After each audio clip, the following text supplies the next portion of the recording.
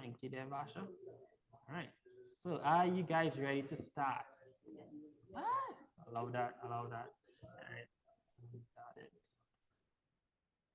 Folks online, thank you for joining us. Okay. What's up? Either in there or in there. But also if you could zoom in to just me on the screen. So yeah, blah, blah. All right, guys. Ah,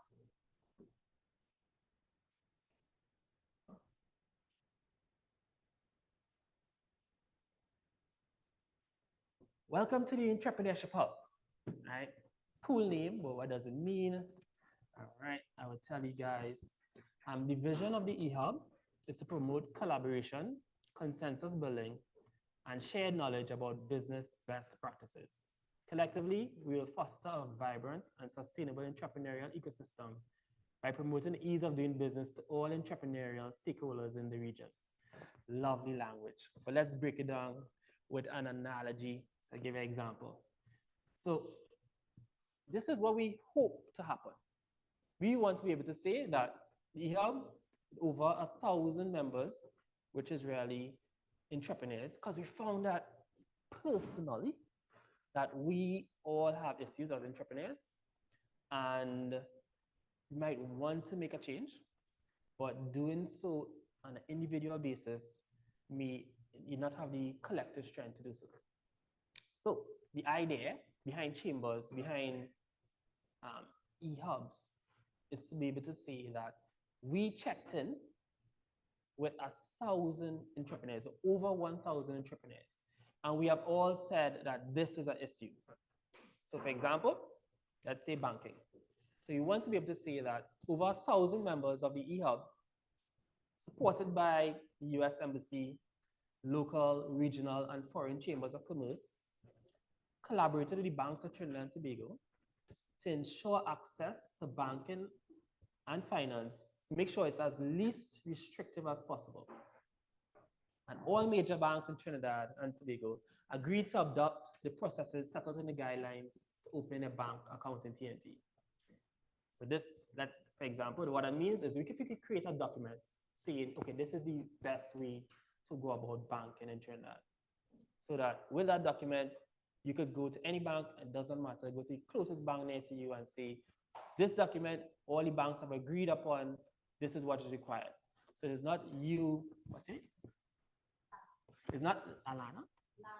So it's not Lana saying, can you open up a bank account for me? And they're critiquing Lana individually. Lana knows that this is the clear documents that are required, and she could go to any bank with this and be easily getting it.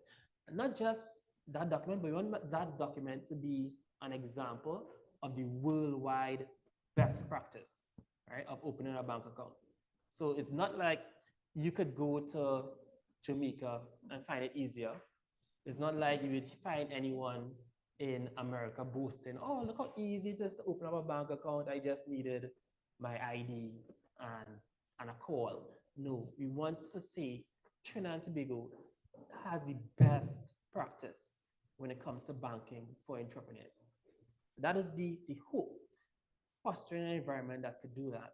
And we need your help. We need entrepreneurs' help solely to say in the part where it is not just this chamber alone talking. It is not, but it is all the chamber, it is all the entrepreneurs. We agree, right? That consensus, we agree that this is the issue we seeking to challenge. So that's why your attendance here is so important as well. All right, an example of what we did, something like that. It began with this project called Mapping the Social Entrepreneurial Landscape. So social entrepreneurs is a nice way to say entrepreneurs that in their objectives as a business is to make a positive impact on the community. Okay? So we looked out for 100 of these entrepreneurs and we asked them, hey guys, what are your challenges? And no doubt, this was update. Let me see if I can stop this, guys. All right, no doubt, they said that funding was a number one challenge. right? Find access to funding, followed by the registration model. Some persons want grants, but they can't get grants because they are a for-profit organization. Or if you're an NGO, you can't really have as much benefits as to say a non-profit organization. Right? So that was a challenge. And next was price, stable price, so price control of your resources, right? So meaning if you're doing jewelry and you need a resource from a wig, you set your prices, and then next 2 months your prices are right, increase shipping, and this hurts your overall business structure. And the last major one was government services, meaning how do you pay NIS, how do you pay health surcharge, VAT, taxes, all of these issues. So these were the key problems I identified. Does anyone here, can anyone here identify with any of these challenges? You all face them, and I want to see hands, so I can see. Ah, nice. Oh, one. Oh, good, good, good. So I see some of you guys never had that problem. That means you all didn't start a business yet. Who didn't start a business as yet? Raise your hand. Nice, nice, nice. What? Very recently? Well, guys, you have a lot in store. Good and challenges, of course. But we're here together to address those challenges. Right, so going again, presentation. Right, so the goals of this workshop, we want to leverage the YLI online courses and training material. I'll tell you guys what YLI is in a moment. We want to work alongside key stakeholders in the entrepreneurial landscape. So for example, this wonderful location, we are in the Superior Regional Corporations. This is the, let's call it this, which room is this? Conference room? Borough Corporation, yes. Council Chamber. So thank you, right? Thank you for this location. It has enabled all of us here to get together and in this local part of it. There are a lot of us online, and the hope is that as we do this continuously and consistently, that we all be able to have an opportunity to network and come together, because that networking part is a real important element. Right? And lastly, you want to offer, as a third, offer opportunity to network and improve alumni engagement. So back to the second, when we connect with these stakeholders, they have a lot of value that they could offer, but we may not necessarily know about it. So when I was starting to become an entrepreneur, I went to a session on finance in the Couva Chamber of Commerce. And I was registering, and the lady I was registering with said, Denise, she said, Shem, you're standing up next to your competitor. Right? And I said, I don't have competitors, only colleagues. And the lady next to me, Angie, we were in the medical servicing and installation business at the time. She liked my response and invited me to come and check out the office and work with her. And she became a mentor for me in that business. She is now the chair or the president of the Pfizer chamber, and they are along with us as sponsors. So that mentorship and relationship building allows for that guidance, and organizations like chambers, like the borough corporations, have that capacity, right?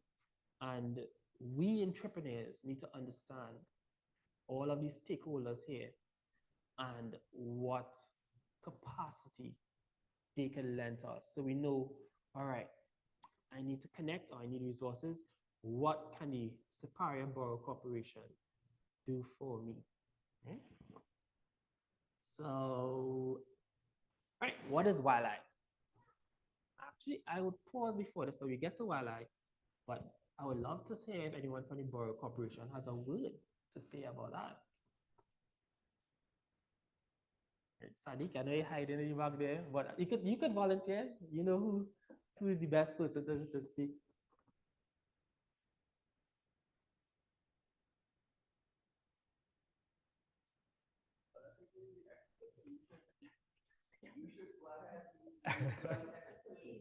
Okay, okay. I would say the corporations have something called a lead pack, right? Does anyone know what the lead pack is? No, no, no. Any yes? No, no. So local economic development planning advisory committees, but they have this part of them that is committed to local economic development. They even have an LED officer. I've not met a corporation that doesn't have an LED officer. So this means that this corporation is committed to the benefit of entrepreneurs or the entrepreneurial budgets within them. You are here today because of that initiative.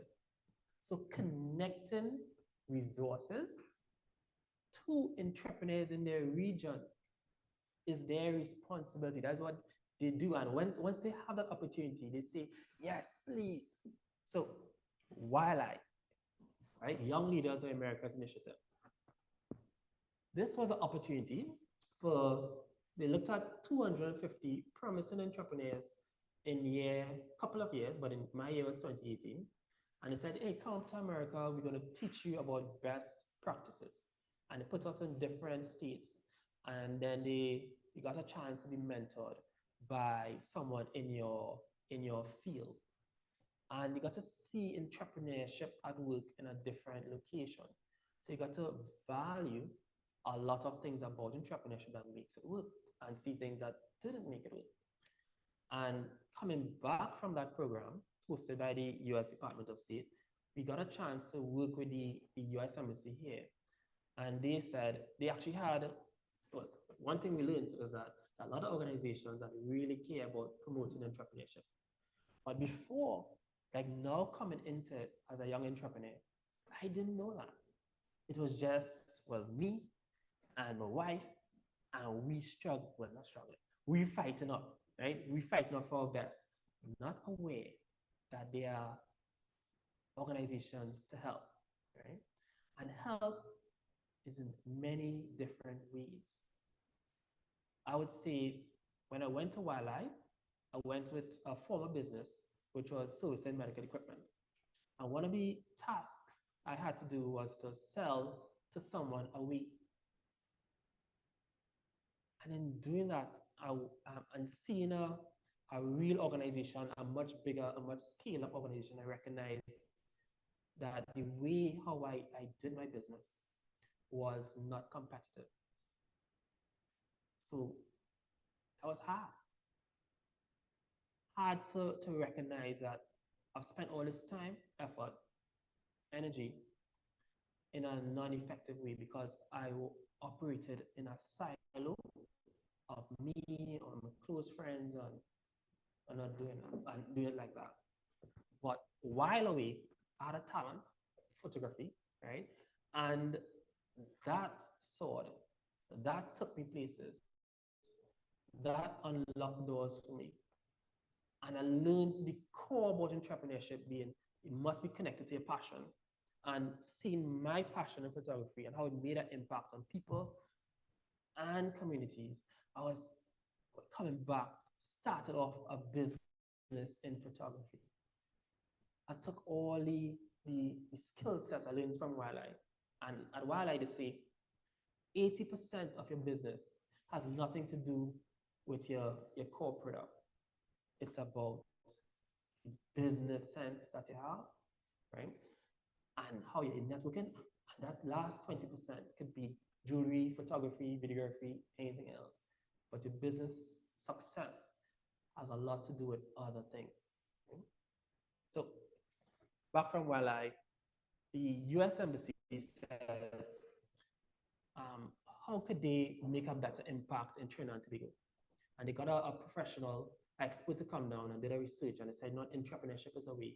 And they looked and interviewed quite a number of entrepreneurs, and they said, all right, we need Trinidad and Tobago could do with an Entrepreneurship Hub. So they asked the folks that did work with US Embassy to come together and form the Entrepreneurship Hub. And that is how the Ehub exists.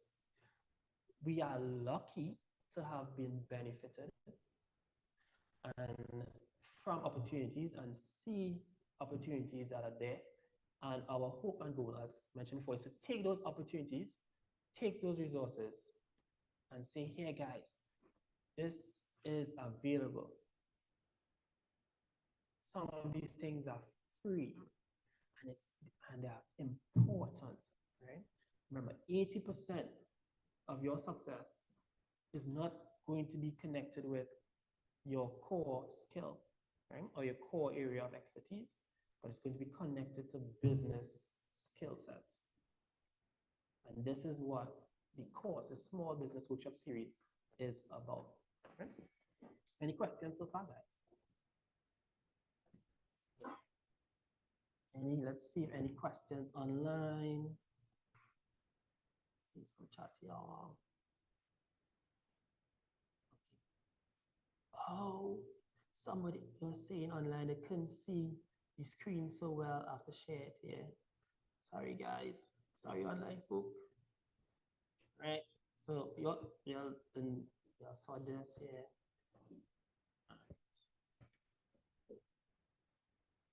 For the online folk, I already spelled out everything. Right. And lastly, okay. So I'm doing this so all you guys could see. So while they committed to trying to make us do better, they already invested in us. So they created these resources. So hopefully that we could go do to ensure our continued success. So if you go on Google and type Wildlife online resources,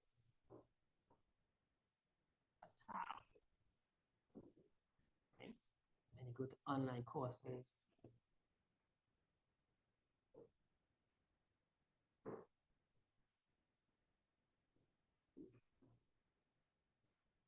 right?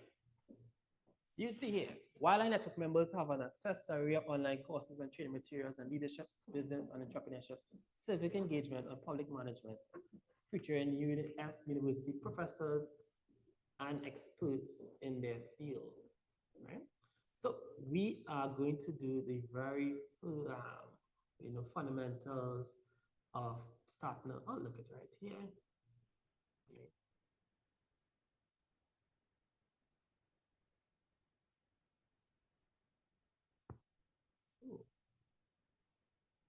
Oh, I think I have to reshare so that you guys could hear online.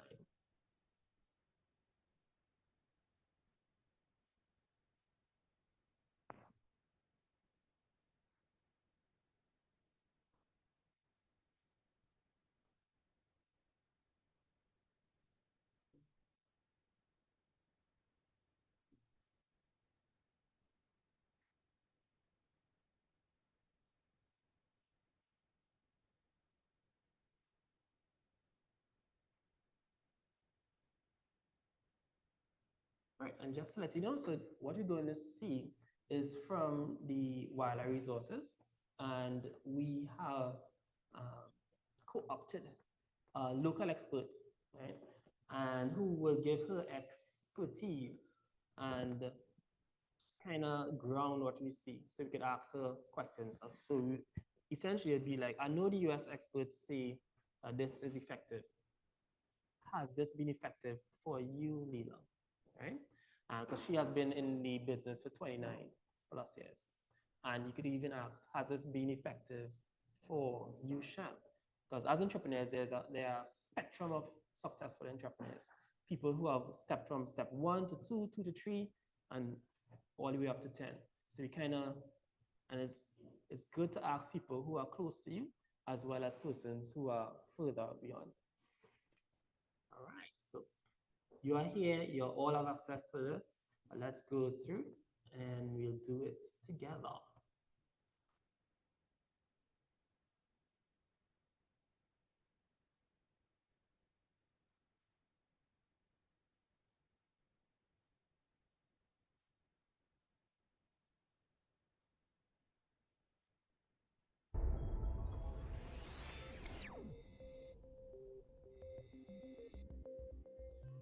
Developing You're hearing? You're hearing there. Making sure the where it's coming from. Let's see.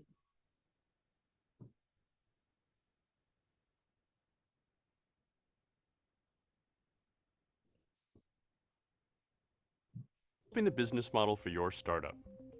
There's going to be 3 learning objectives during this module. First, what is a business model? Second, what does scalability mean? And third, what is the essence of a great pitch?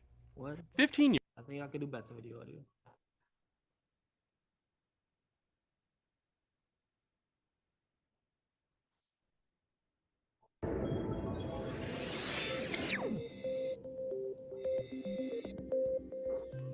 Developing the business model for your startup. There's going to be 3 learning objectives during this module. First, what is a business model? Second, what does scalability mean? And third, what is the essence of a great pitch? 15 years ago, investors expected startups to spend great amounts of time writing long business plans filled with forecasts that were unlikely to ever be true. Today, sophisticated investors expect startup founders to focus on developing a business model for their startup, ideally one that scales. A business model is the collection of assumptions that must be true in order for your startup to generate a consistent profit. These assumptions include a precise description of the customers you will engage, the problem you will solve for those customers, the features of the solution to that problem, the messages and channels you will use to connect to those customers, and the economics around what and how you will charge for your solution and what it will cost you to provide it. A scalable business model for your startup is one that not only enables the business to generate a profit, but one that is well suited to grow rapidly, and ideally become more profitable as the business becomes large. Rather than assuming that you have all the answers about your scalable business model from the start, you as a smart entrepreneur today begin with the idea that you have hypotheses that must be tested through actual interactions with customers. It doesn't matter what you think. It matters what you can validate through hard data derived from actual customer interactions.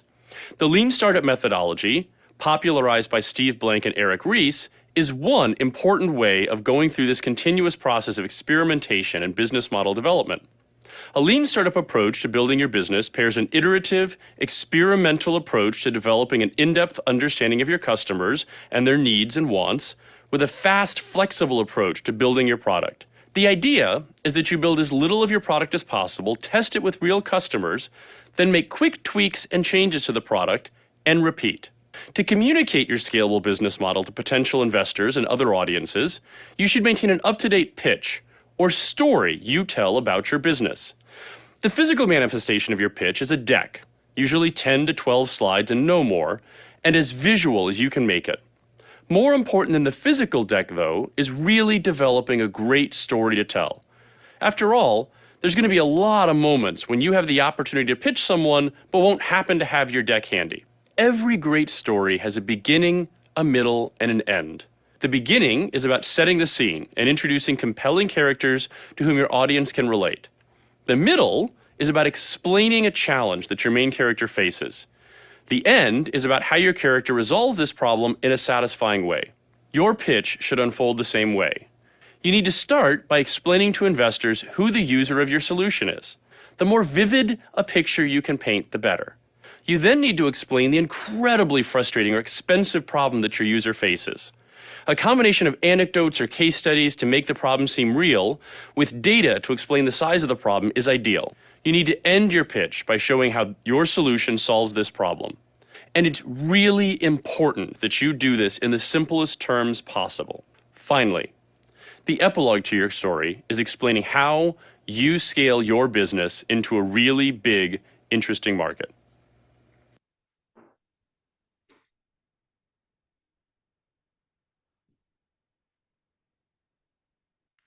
How was that, guys? Has anyone any questions so far about what he said?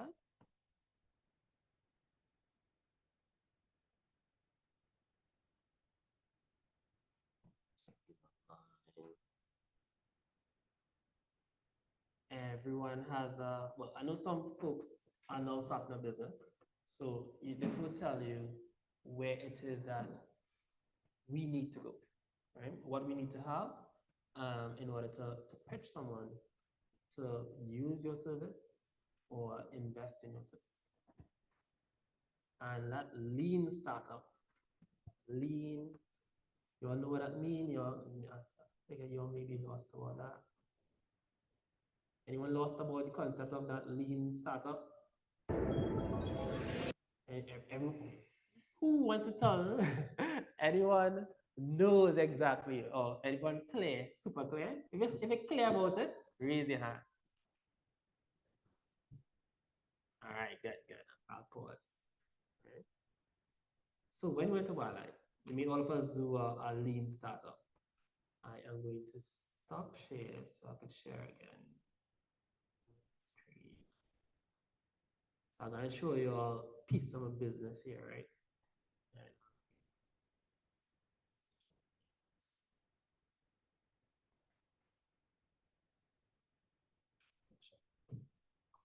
Wildlife.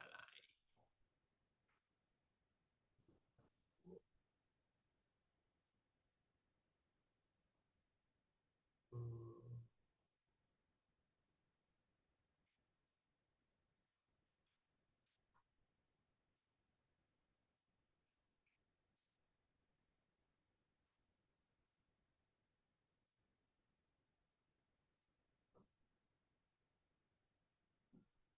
So they had everyone craft this lean canvas.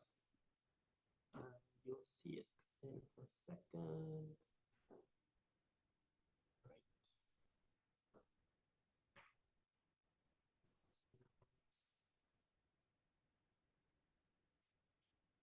And the whole goal was the difference between a business plan could be very long, very complicated. But this lean canvas fit on a page, right? They said you have to do it in half an hour, right? And enabling you to do it repeatedly over and over and over again. So you'd see here, you'd see ISPA, lean canvas, the Luvo lean canvas, revision 1, revision 2, revision 3, 4, 5. And it's like, I started doing it, I just open up one.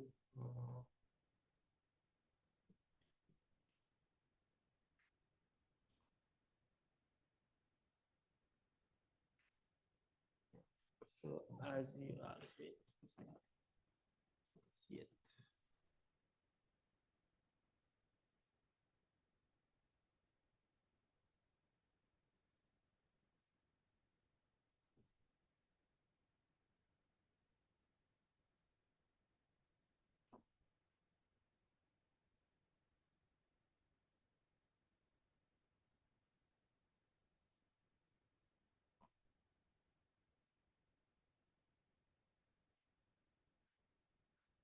Right, lovely. Yeah, it's not fancy, guys. Right, is like, right. I mean, it wasn't even in the order is kind of odd too. So it actually began on the right. So you'd see customer segments, and it's asked us to list the target customers. And we had a public and private healthcare. And then they asked for the early adopters, persons willing to pay for skill and expertise. So early adopters. Anyone understand the what's an early adopter? Right. So that about 20 some of us here. How many of us have a Android phone? Every raise I have an Android, so this is fine. How many of us have an Apple phone? All right, yeah, three rows. Yeah, once upon a time was more even. How many of us have an HTC phone? Huawei, Blue. So let's say I am going into the business and I want to create phones, and I come in this room. Hey guys, are selling a blue phone. Who gonna buy it? Not one or the other, right? It's cheaper, the camera better, right? It's nicer, more space. You all don't care, right? You only care about the Android and the Apple, right? The brands. that is the concept of early adopters. So when I came back into Trinidad, I said, you know what, this medical thing isn't where my passion is wholly. I love photography. I'm going into the wedding business. So very saturated market. And is this lean canvas helped me think about it because I say, hey everybody, I doing wedding stuff. I was good at, right? But I find my friends and them not booking me. And they're like, hey boy, what going on here, boy? Right? Anybody ever experienced that? You wish you don't understand how come your friends not paying for your service. Yes.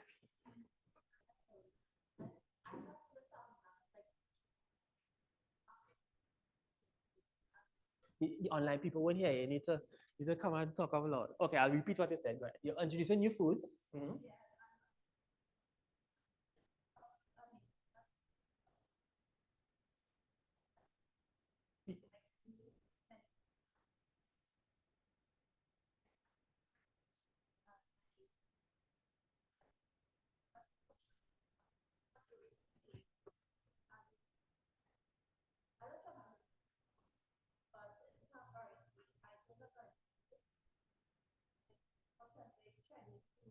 Mhm.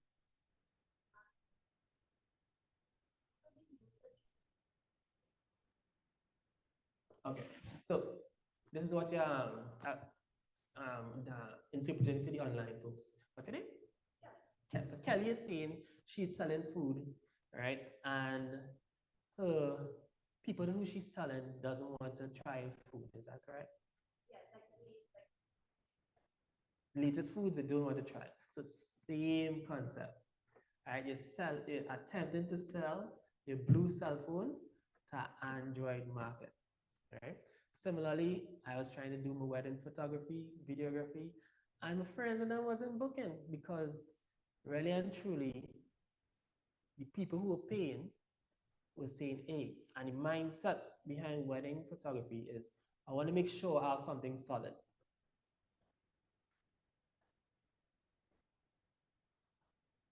Understand? So, and Kelly saying her food is she could get it from Ruby Tuesday, but she's a reasonable package.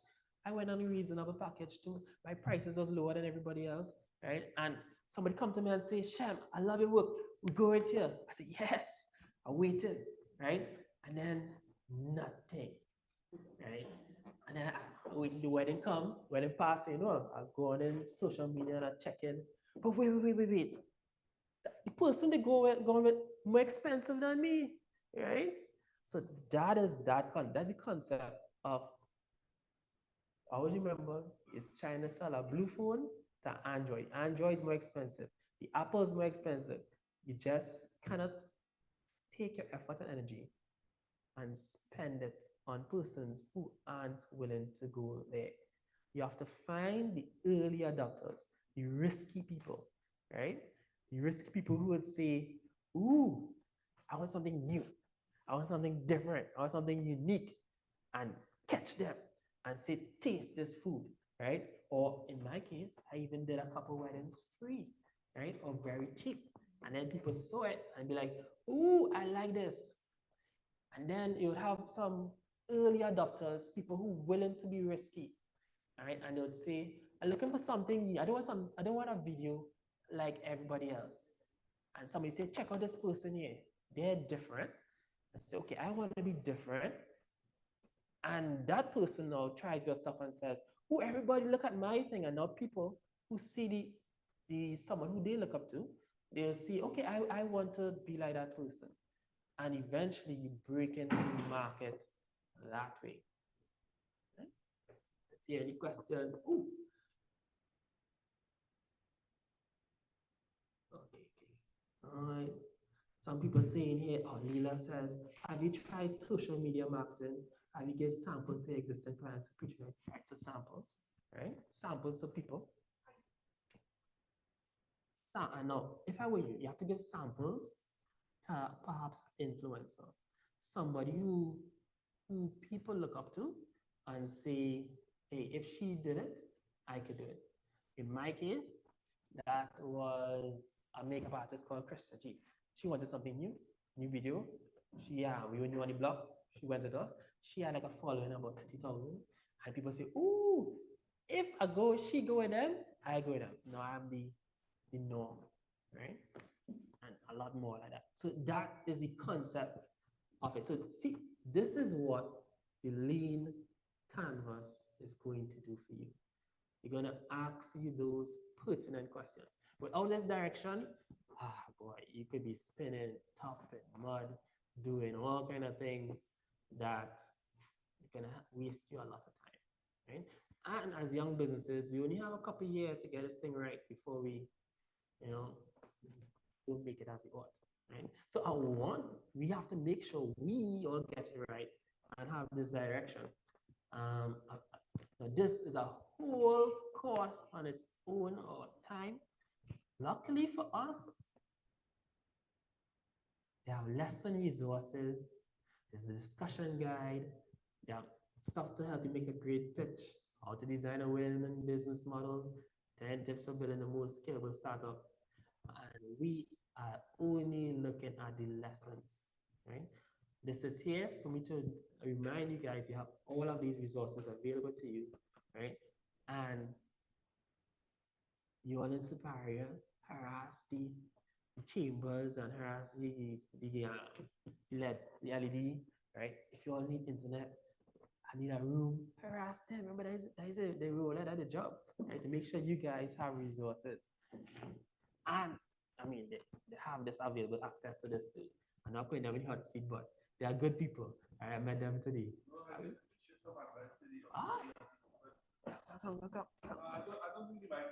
The people online. Yeah, I'm not sure the people online here. I just giving you a bit of advice, right?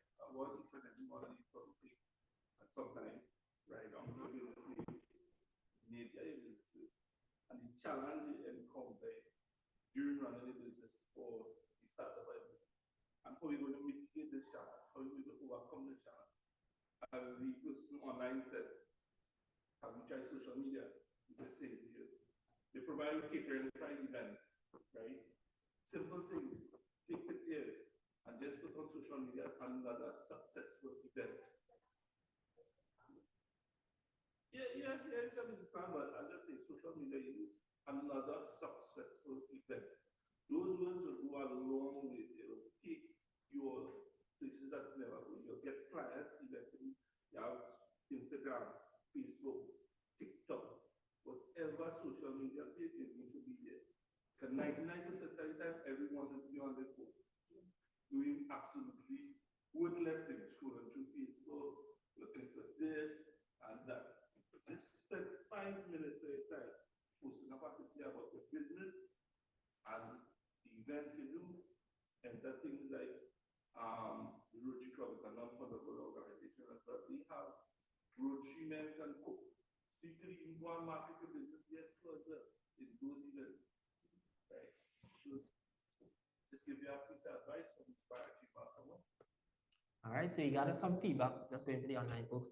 Got some feedback from the Superior Chamber of Commerce saying that they have, one was take that pitch deck, right, and make sure it's on your social medias because that's your access, your gateway to your customers, right? Yes, and then take that make sure you have that pitch, right? That examples of your success. Make sure it's available on social media. They are also like Rotary Mega Club. There are events hosted in the region, in the corporation that you could be a part of or you could get attention to. And great people who know exactly what's going on is the corporation. So make sure that if they're selling food and understand of the what's at stake, you can be part of that. And know in the Couva Chamber and Couva Corporation, they also have a vendor where vendors come together in the park, right? And that's a way for you to be there as well. Okay. Leela, that's our mentor, said if you want to stand out in the business, LinkedIn is a great way to get business. Example, catering for organizations. All right, so you're going, guys, you're doing good.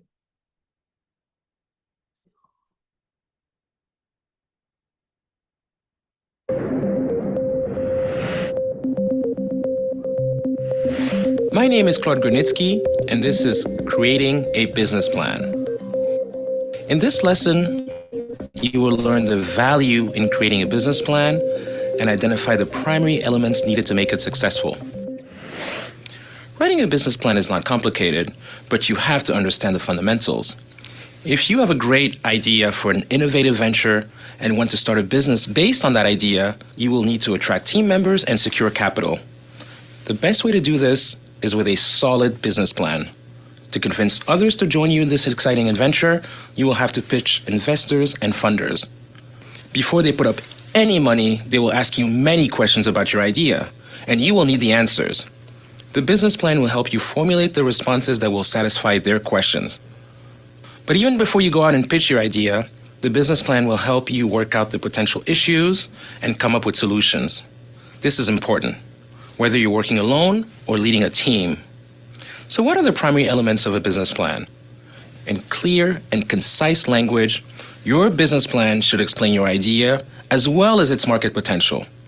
It should list the problems that you expect to encounter and how you intend to solve them. It should detail the risks associated with your venture and how you intend to reduce those risks. Your business plan should always begin with the sales demand side.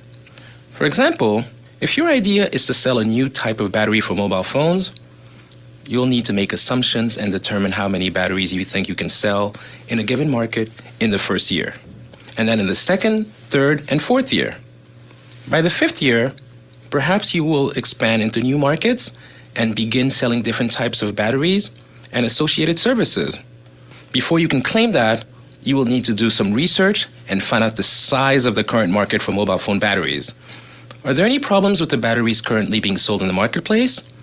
If so, you need to list those problems and explain why your battery is better. Is it because your battery lasts longer, is cheaper, or is solar powered, for instance? In your business plan, you will also need to estimate how much your battery will cost to produce and how much you can sell it for.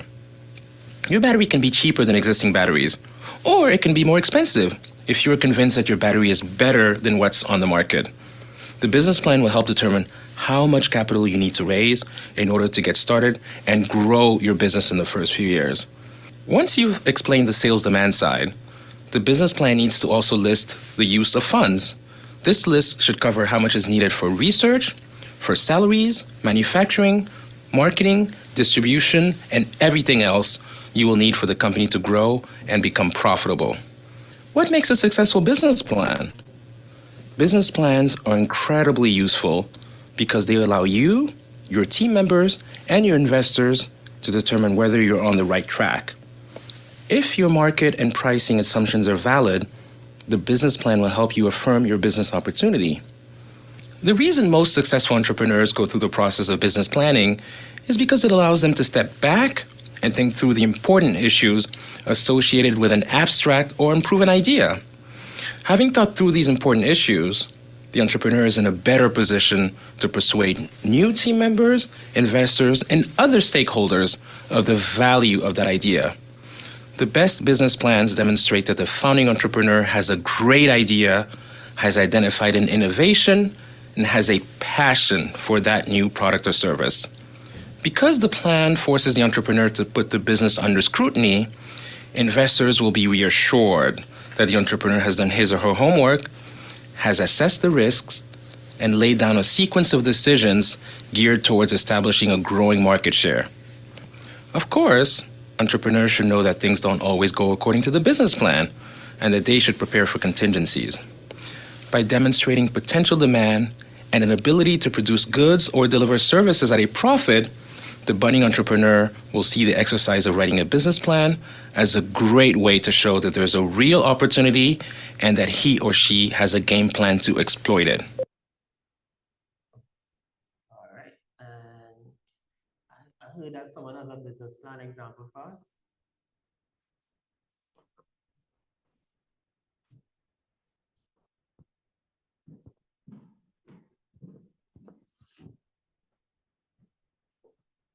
Thank you, thank you. So you see, business plan, much more detailed, right? Much thicker than that one-page example. The So the benefits and disadvantages. The benefits of the simple one is that you can do it over and over very quickly, in 30 minutes, get a good understanding, and very key to help you think in the right direction. A business plan is going to give you that detailed analysis, right? So like my wife, she likes doing all of these things. Me, I'm more the visionary. So I kind of like the smaller stuff, you know, say where to go. And she would say, no, it won't work, or these are your competitors, and this is what we need to do, and detailed stuff, you know. So very good. Yeah. Can show off everything, but even a breakdown of the operation, the organizational chart, excellent stuff. So again, I'm showing you. Thank you, Kevin. Right. So in the resources, you do have access to all of these things, all of these guides. All right. So and they will tell you what's in a business plan, why you should write it, elements, who should write it, how long it should be, examples, market characteristics.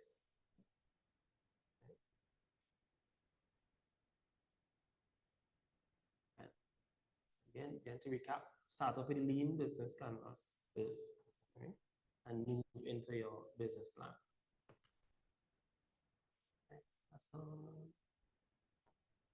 You're going good so far.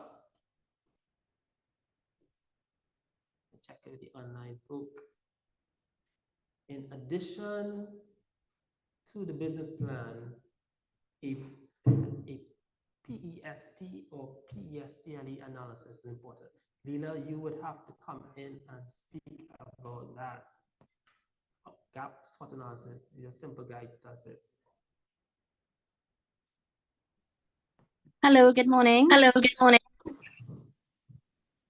Yes, we are hearing you. Hi, thank you for having me. I'm Leela Ramsing. And I just want to add my 2 cents with regards to the business plans. When I started my business 20 plus years ago, we didn't have the terminologies and stuff for pest analysis or even SWOT, etc. So as the business developed, we started doing these analysis to help us to gauge. So for example, the pest analysis will be your political, your economic, your social, and your technological aspects of how you're developing your business. So you look at the different landscapes, thinking, let's say we have political unrest. How does that affect your business? What is the status of the economics right now? How is the currency affecting your business? For example, if we have small traders who are bringing in goods from the US or China, how are they getting US dollars? How does the effects of Republic Bank cutting the credit cards to 5,000 US per month, how does it affect your business? And these are the things you look at. And you may say, well, a pestle doesn't affect me, but yes, it does. If you look at the bigger picture of your small business. Everyone clear on that? Is it making sense? Get a reasoning, yes, on the side. You know. Okay, good. And so these are the things that you do. A SWOT analysis, very simple, that you can do that internally. So you have your strengths, your weaknesses, your opportunities, and your threats.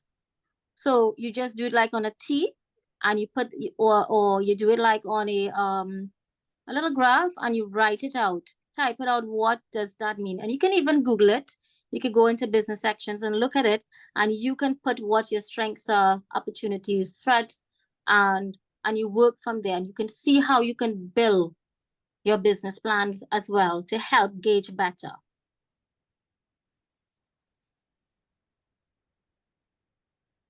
Any questions there? Any questions? No? Good. Very, very thankful for that. Okay, cool. Thanks.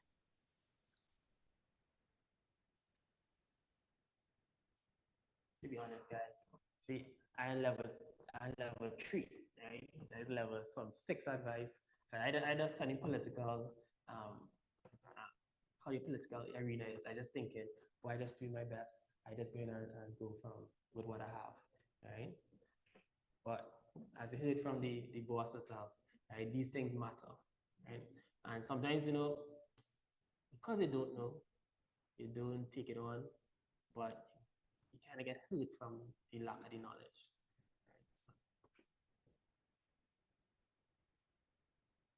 Right? So, all right, let's see, guys.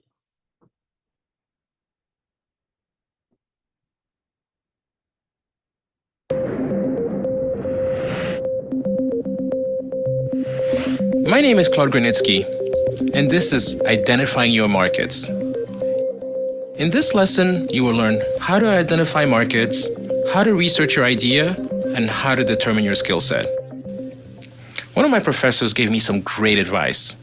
He said, regardless of your business idea, the entrepreneur must ask him or herself, what is the single necessary and sufficient condition for a business? It is not a product, a technology, a customer need, a business plan, a vision, a strong team, investors, or competitive advantage. While all those things are important for a company to have, none of them is the right answer. The single necessary and sufficient condition for a business is a paying customer, the person who will pay your company money for its product or service. Knowing this, how does one identify a need and business opportunity? The business opportunity is always related to the needs of that paying customer. Begin by estimating how many paying customers there are in your chosen market. Digging deeper, find out where they are geographically and how much they would be willing to spend on the product or service you intend to sell. However, just because you have a paying customer does not mean you have a profitable business. In order to have a profitable business, the entrepreneur will need to gain enough paying customers, spending enough money within a relatively short period of time so that the business does not run out of capital. These calculations are difficult and demand quite a bit of research. How do you go about researching your idea then? The goal is to launch a business based on an innovative product or service where no market currently exists.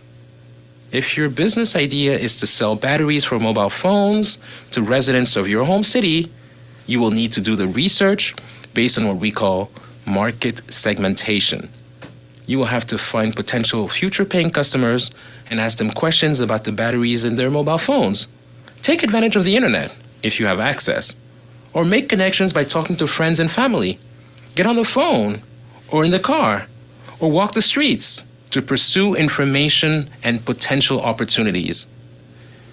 Even if other companies might already be selling batteries, the objective is to make sure no one is selling batteries like yours. If your battery is not better, not cheaper, doesn't last longer, or more advanced than existing batteries, then there is no reason to start a new business selling batteries.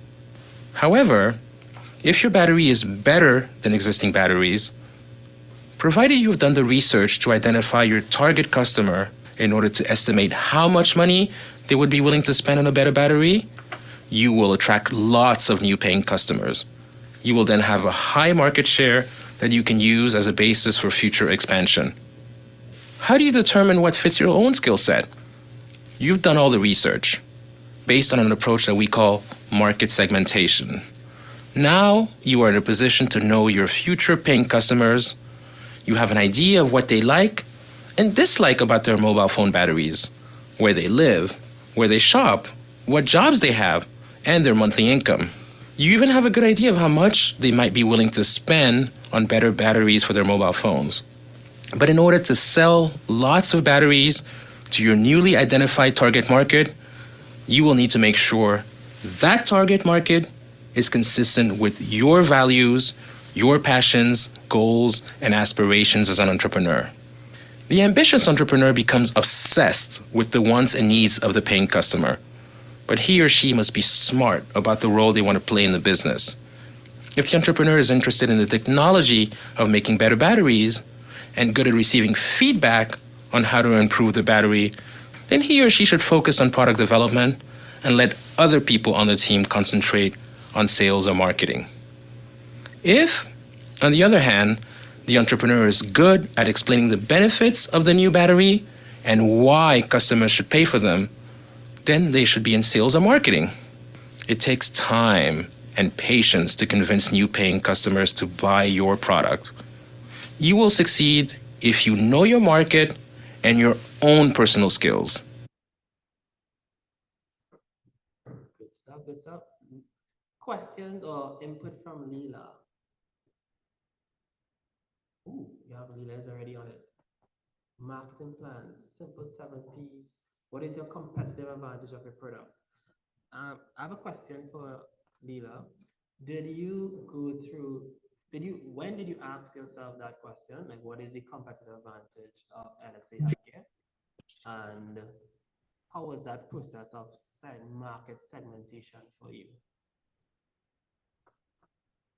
Hi, Shem. Are you all hearing me good? Hello? Yes. Yes, we are hearing and seeing you.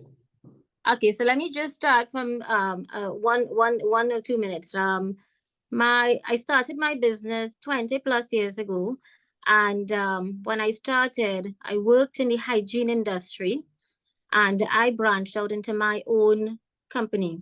And in doing that, I did what you call my own research, marketing again, and I would have done the 7Ps at the very beginning of my business. So when I jumped into the industry, I would have already known what types of product was needed, who are my clients. So my clients at the time would have been commercial services. So I am still in the industry, which is LSA Healthcare Services Limited, and I'm a hygiene service provider. So that is the industry that I'm in. And I would have sought out commercial clients, business to business. I hardly did any BTC, which is business to consumer. So I remained with businesses to businesses. Now that 20 plus years, I've now started doing business to consumer under a different company name, which is Eltina's Distributors.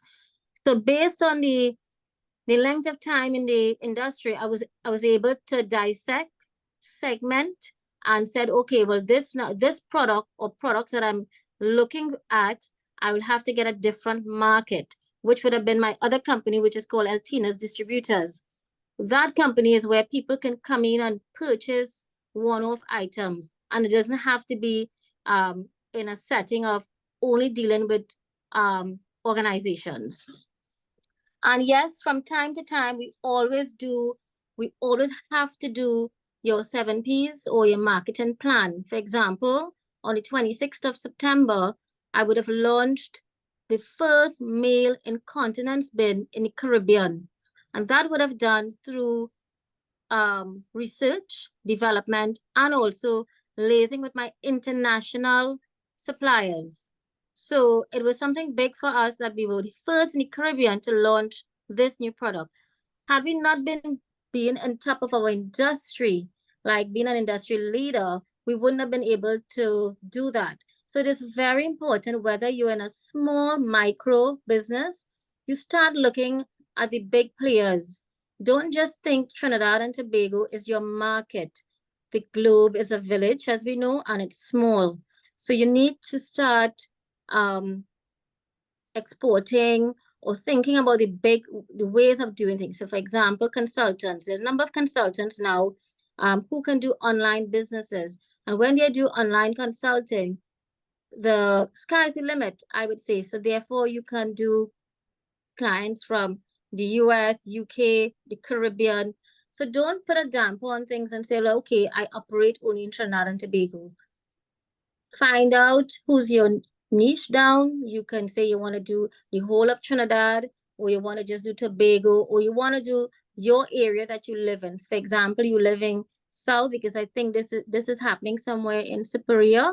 You said, okay, I'm going to take the market from Pinal area straight on to Point Fortin, and I'm going to focus onto that area, because guess what? I have my resources there. These are my strengths. And going back to your SWOT now, you look at all these things. Do I have a vehicle? Do I have transport? Do I have an office?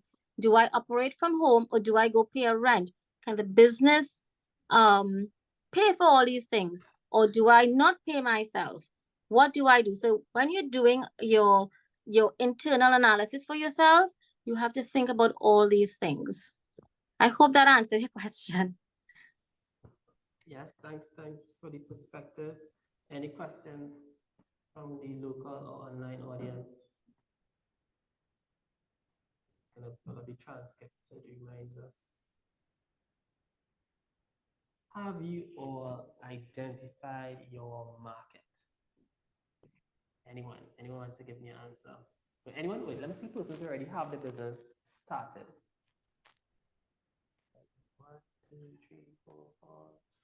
Yeah. Let's see, audience online, you all can raise your hands. Right. Shemeon, yes, I see that.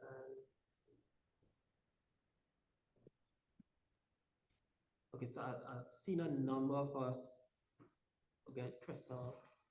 I see a number of us contemplating starting a business. So who's contemplating starting a business? Who's thinking about starting? All right. Anyone not thinking about starting a business? Okay. Right. So in that thinking about starting a business, this is the key here. This is a really good time for you to be here because direction is important. Just one second. Chain. Let's point that speaker this way. Okay. So direction is important. Don't be like me. Don't start something, run at it, spend years in it, and then realize, it's going to be really difficult to beat that other person, right? Or recognize, hey boy, I'm better suited for something else. I mean, failing is great. So actually, go start it and fail quick, right? Because you're going to learn a lot of lessons. You better start in something and failing, right? And then go in again because you take the lessons. When you do fail, ask yourself this question. Did I fail because I didn't have enough knowledge or didn't follow the knowledge? Because now you have the resources, right? So if it is things are working out, right, and I see Shem and I see you guys on the road, I'm gonna be like, you do that business plan, you follow through that market segmentation, right? You went and asked people like Lila questions about your stuff, right? Did he ask? Did he go? Did he do the fine work? Better do the fine work early because it's the hard, guys, when you started business and you recognize, ouch, things need to change. Changing later on is difficult, right? It's very difficult when you have staff and you have stuff to pay, right? It only gets harder. Do the groundwork now, right? No. How many of you have jobs? Right? Good. Right? So I worked as an engineer for 7 years, 7 months, 7 days before I quit to do photography and medical stuff. Right? And I look back at those days and say, wait, boy, that steady paycheck. Woohoo! You're having nice, guys. Trust me, right? But when you are already in it, right, and your income is from your customers, those paying customers, right, and now you're deciding, okay, I'm not the best in this area. I don't have that competitive advantage, right, and I need to ensure for the future success of my business that I do all of these things that I'm supposed to do, right? Check off all these remarks, but you no longer have that job, right? So you have to now do all this work and ensure those find new paying customers and ask these hard questions. It's harder then. So trust me, do all of these things now. Right? Any questions, guys? But I have questions for you. I'll just let you all know.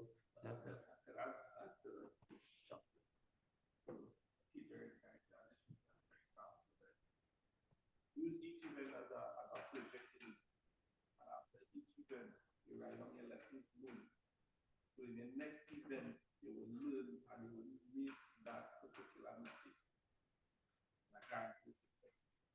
Very good comment. What's the name again, sir? Ganesh. Ganesh. So Ganesh from the Chamber of Commerce. In Chamber of Commerce says, after every event, let's say catering, make sure and write down your lessons learned, right? Because you're gonna take those lessons learned and it's gonna help you improve the next time. Yes, I am. My wife always wanted me to do this. I only did it like last month, but that's why I'm big for the new section that we're going on, and it's excellent, guys. Excellent advice. Excellent advice. Shem, we Yes. Who's that? hello, sorry, Shem. Go ahead. Speaking with hearing what Mr. Ganesh said, we call that a postmortem. So we do an audit. Every event that we have, like the last launch we would have done, we have our team. Well, now we have a team. Before we didn't. I used to be doing it, and you sit down and you go through what you missed, how we can improve on the next one, and that really works. It's consistency, and you can see how your growth when you do things like that. You measure, it's like your internal measurement you're doing for the next time that you have to do a new product or a new item, anything that you know that you're not going to have these issues. So it shows that you're planning ahead for the next item or product that you want to launch onto the market. So that's great advice, Mr. Ganesh.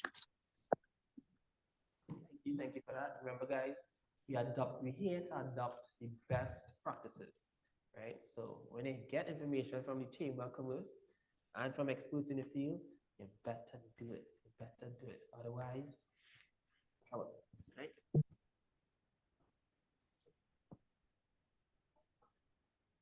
How to convince customers. Americator, just like you. But what makes you unique and more better than those other people? What makes your product different and better? And that once you are able to elaborate from that, that's the selling point. Best reiteration for the online folks. Chama, Kelly asks how to convince new customers to go into catering business. And Mr. Ganesh says, focus on your unique value. What makes you better? Why should they go with you? Focus on that. It is always going to boil down to that. I can attest, right? There are many wedding photographers, right? Saturated market. And the question is always going to be, why should I go with you? What makes you better? And if you're more expensive than other people, more so you have to make sure that question, right? I mean, if it's cheaper than other persons, that's fine too. There are wedding folks, so in the wedding world, there are different photographers. All good. But best is a matter of subjectivity, right? Meaning, best for some persons is getting good photos at a good price. Best for some persons is, hey, this thing real cheap and again photography, get my wedding covered. Best for other persons is, I want the best photos ever. Right? I want to make sure my wedding cover the best ever. Right?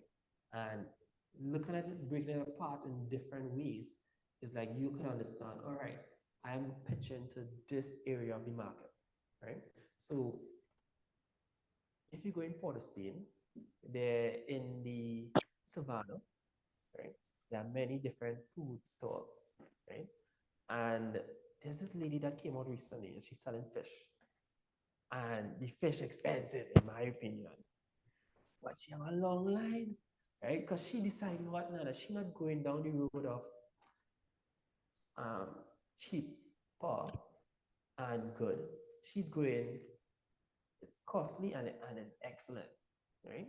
So now people, there's a market for that. People want, hey, I want something excellent.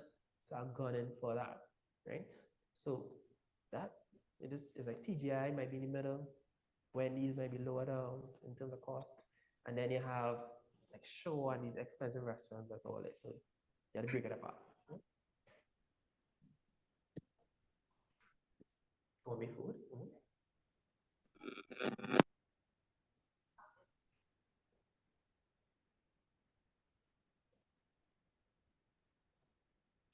So you're trying to get gourmet food to, trying to get gourmet food.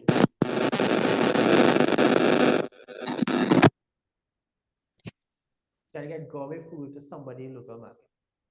Who in the local market? Anybody? Wrong answer. Anybody is nobody, right? You need to define, I want to get food, and I want to get food to, just want to make sure. Online guys, can you hear me now? How close it is. You have to get food to a particular person. You have to identify, you have to see this person clearly. My wedding plans look like this, and they like weddings like that, and they like to go travel, so they like pretty photos. You have to break down that psychometric of a customer. Right? You have to get in detail. Not everyone wants gourmet food. I can't remember the last time I ate gourmet food. I want. Matter of fact, I try to save money. I eat in home, right? So you you can't tell me, right? But there are people who want that, right? There are people who want. In terms of in photography, you see a lot of things. We had an engagement shoot, and people are making food for the engagement shoot, right? And it's fancy food, very nice food, right? It's lovely, and so there's a market for that. So you need to target. Am I going after Wendy's, people who want Wendy's food, or am I going after people who want very lovely food? Where are they? Right? What do they look like? Right? How much money they're going to spend? You have to build out that profile.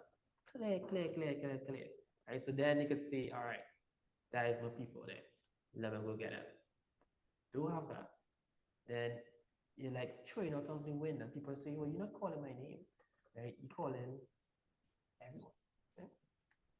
Lesson all entrepreneurs. Every single let's get what kind of business. On here, next example of business. So not always picking on Kelly. Any other example of business? First, thank you so much for the giving. I'm Hima, registered for a living car around seven. So I just started my business last year and it's a nursing care company. I knew. So I was writing a few things I already was talking about here. Yes, I started writing so far. I only have one patient. Just my experience. No? Well, I was afraid at the beginning first, not because of the language. I have I know I could manage that, but it's like one thing is what the same people in Cuba and people here, and the next thing I don't know sometimes how to reach them. I reach my market. So I know that one is my cardiac patient, what I want. I don't want what kind of patient. I want just the cardiac patient because I see when the people take care, it's take care more about the older people, the elderly. So I want go direct to the cardiac people. I didn't see that have too much. I don't know around the world. I just see research, but not here too. I don't think that they have a specialized service just for cardiac patients. And what I do, well, I don't have lots of money to do a big company, of course, but I start to do it at home. So my husband, I say, well, I can't bring a place right now for take care of the people, and what I try to do is this time go at the people's house. When he and me talked, because I was a little scary, he said, well, you know what is your job? You know, sometimes you know, but you are not secure like they used to do. So he said, you know what you have to do, but you have to do something special, something that the people really don't get. I mean, not here, I mean, in general, no? So I said, well, I could see, like, okay, I bet you get everything you want, like I'm a nurse, but now it's me, I have other people, but I don't get station yet, like I'm on station. So at this time, okay, I give him the patient education because you know the cardiac patient they give education there and they family about what the person could eat, how they could eat. I do physiotherapy, not a long physiotherapy, but I just doing the essential how they have to breathe. I could like sit down and stand up the cardiac exercise, just the cardiac exercise, and whatever other thing they need. Not how to say, I'm not doing that like for one shift. It's only 1 or 2 hours that I'm doing for now. But I think, and doing now, no? So I feel yes, of course I have to check and see, identify my other markets, maybe like other kind of people, cardia, but I mean other people, what I was doing, the same doctor, they was recommending some patients, were recommending them about me, so they called me, we talk, and then I visit this person that I was doing, but maybe I have to check other ideas that like how I can reach to these people, you know, because I get it and stuff. I don't know how to continue sometimes. I know how to knowledge, but I don't know how to reach to these people. Like, okay, I have something in Facebook, but I want more than that. I don't know if that would be enough to reach to my patients, like to be happy. So I would like all to help for continue with my business. Wow, that's amazing insight there. Just seeing it again in case the online folks in here. I thought my English is Excellent. What's your name? name is Nemis. Right, so Nemis is a cardiac nurse, not just any nurse, a nurse specialized at dealing with cardiac issues. And she has 11 years of experience in Trinidad, not overall. 23 as a registered nurse, right? So she's excellent at dealing with cardiac issues. She has one patient that she's doing excellent work with, and she's wondering where can she get those other patients. Mr. Ganesh, I see your thoughts already. But clearly you are certified, right? So my father was once a heart patient. He had done a surgery. Caribbean Healthcare Clinic had surgery and passed, right? But at the end of the day, because of the not pass, the follow on heart patients every week, 2 weeks. Because if I get an appointment 3 months prior to the other appointment, so what I suggest that you do, they ask you how to do feedback. Full meetings with the hospitals, Caribbean Healthcare Clinic, Santa Ana General, London. You are certified, you are registered, you're capable of treating these patients and giving them anesthetic physiotherapy. That is excellent for your market. So if you don't go out there and get, when you come to just to go out there and show people that have things. Even so, if and you don't have money, there are influencers on TikTok, Facebook, you want to review them. So they have tens of thousands of followers to make you be aware, the public aware of your existence. Amazing. Okay. The online person, if you didn't hear, Mr. Ganesh, he's the head of the chamber. No, I'm just a PR. Just the PR.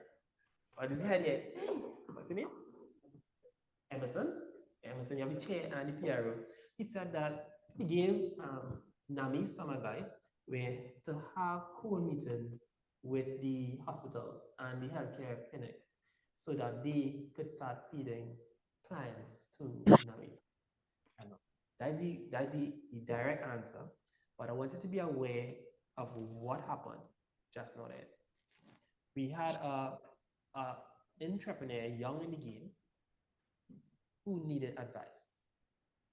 And then you had someone from the Chamber of Commerce who has been there, who has understood challenges and have a bit more experience understanding where things are and connected in space. Or may even have a person, I'm sure in the chamber, connected to hospitals. A good example is, and I gave you all because I did some work with the hospital. During COVID, I'm proud to say I helped in the Couva hospital. Yes, when COVID was bad and nobody wanted to go there. I got a call, say, Shem, we need to re-enable the oxygen system, right? And but who I got a call from? From Angie, the same competitor turned colleague, right? And where I found Angie from? The chamber, right? So how many of us in the chamber? One person, good job, right? Hyderabad chamber. So guys, as entrepreneurs, you go in that chamber and you have any challenge, boy, just ask somebody. Because I once said more senior entrepreneurs, right? happy to give you information and answers. And you, how long would you have struggled with this challenge? Good. So for a year, you'd have that challenge, and these people would have that connection. I would never be doing that work in the Hoover Hospital had I not been for that connection. The connections that important.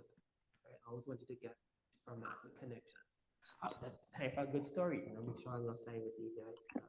Talking. Right, so yeah. Connection. So while right? And I walk into this room, 250 persons.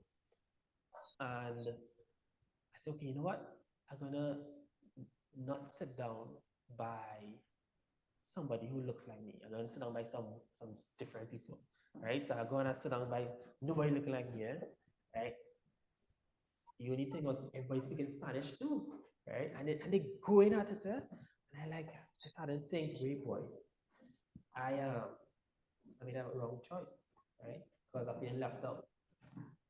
And until this girl takes a tea, right? A teacup, right? I forget what it's call it, but they share it. Everyone of them drink from it from the same straws. Big in South America. And she says, "Do you want some?" So there I go from thinking, "Wait, boy, I'm excluded to do you want to participate with me?" Right? And I began to chat with them. The girl next to her, she was a designer, fashion designer in Peru. And she was showing me pictures of the Rainbow Mountains and Peru. And I said, wait, but I wish I could go to Peru one day. And 9 months later, she had an opportunity and she asked me to come across. And I went to Peru to capture and do photography and videography. So coming back to Trinidad, I said, wait, boy, networking is it. Actually, before I went to Trinidad, so remember, we had groups of 10 people, right, in each state. And they had us networking every day. By the fourth day, we tired. We like, because we are not accustomed to doing that here, right? In the Caribbean. So we tired. So we don't want to go anywhere. We say, no, well, we have a session planned for you guys. So you all have to go. But it's up to you guys. So up to you. So that three of us went. Now in our group, there was this guy. He was the first person to make Andean whiskey. Beautiful story. With all the and up in the mountains with the chicken people and ranch. Everyone who tells the story loves the one to try this whiskey. But he didn't go that meeting. I went. In there, I met the international marketing manager of Jack Daniels, right? Whiskey. Lovely lady, bubbly, warm. I look at her and I say, I know who I want to talk to you. I want you to talk to. Right, this is my partner here. Just trying to get the information. Just sure, let him talk. That connection never happened. Right? No, that is the fragility or the of connections. Right? Namis, you're here today because you're here today. You ask and you're brave enough to sit in the right place, to ask the right question, and someone is willing to hear an answer and give you that insight and that connection that could change the trajectory of your business. So for success of entrepreneurs, the knowledge is key, but also is the connection, right? So back to the connection story. So I come back to Trinidad and I say, wait, boy, networking is it, networking is it. They had Entrepreneur Year Awards, right? That's going on. So I call and I say, you know what, I want to go. Hey guys, I learned that photography is my access key. I wanna come to entrepreneur. I'm a young entrepreneur. Nah, you gotta pay. I could do my photography for you. You know, I'm a good photographer. Now you're already a photographer. All right, how much you pay? $1,000. I was not good, right? But then a friend of mine, the UK guy Wayne, he happened to call and said he was going, and he had an available spot. And this is it is starting 6:30. I got a call at 6 o'clock. Boy, and I took up the option. Run, drive up the road, right? And attended. I wasn't supposed to be there, but and I going around. And just like Mr. Garnish said, I had my phone, on the phone, had a video that I did in Wildlife for free, right? And I showed everybody, hey, I'm an entrepreneur, I create videos like this. Video, right? Going around just, I did it to one girl. This girl, her name was Candace. And she happened to be the Guardian Group marketing person. I said, you know what? We have a session with entrepreneurs this Thursday. You want to come? Said, sure, yeah. Well, I was doing it full time, so I could have gone. And I walk into the room, I learn my lesson from Wildlife, I bypass the back row, and I sit down up in front, right, next to some more senior folks, right? I don't want to say old, right? But more senior, and I sit down, and going through, and I was brave enough to ask questions. So such a the person next to me said, so what you into? I learn my lesson, I do video like this. And all I want to do is a chance to make more videos like this. Oh, I know you need to talk to. You need to talk to that girl, the same Candace girl, right? I said, so wait, who are you? Say, oh, I'm the president of communications for Guardian Group. Right. So that was the connection, just being in the right place, continuing to be in the right place. This is not just one connection, right? That almost never happened because I was cheap. I wasn't going to pay that $1,000 to go to no event. But I happened to go. I happened to meet this girl. She happened to invite me to the next thing. Walk in, I made the right decision, walk all the way up to the front, so the next thing right person. Happened to talk to him. He asked me to answer him, and he said, you know what, go and talk to somebody, and I continued pushing. And I made another video for them. Now that video, I go and take to the next person and say, hey, look at me. I make videos for Guardian Group. Look how pretty. And he said, oh, that's nice. You can make videos for me too. And it's that. So, now, miss, let's combine it all together. You have a patient that you did excellent work for, a case study, right? You have an excellent example.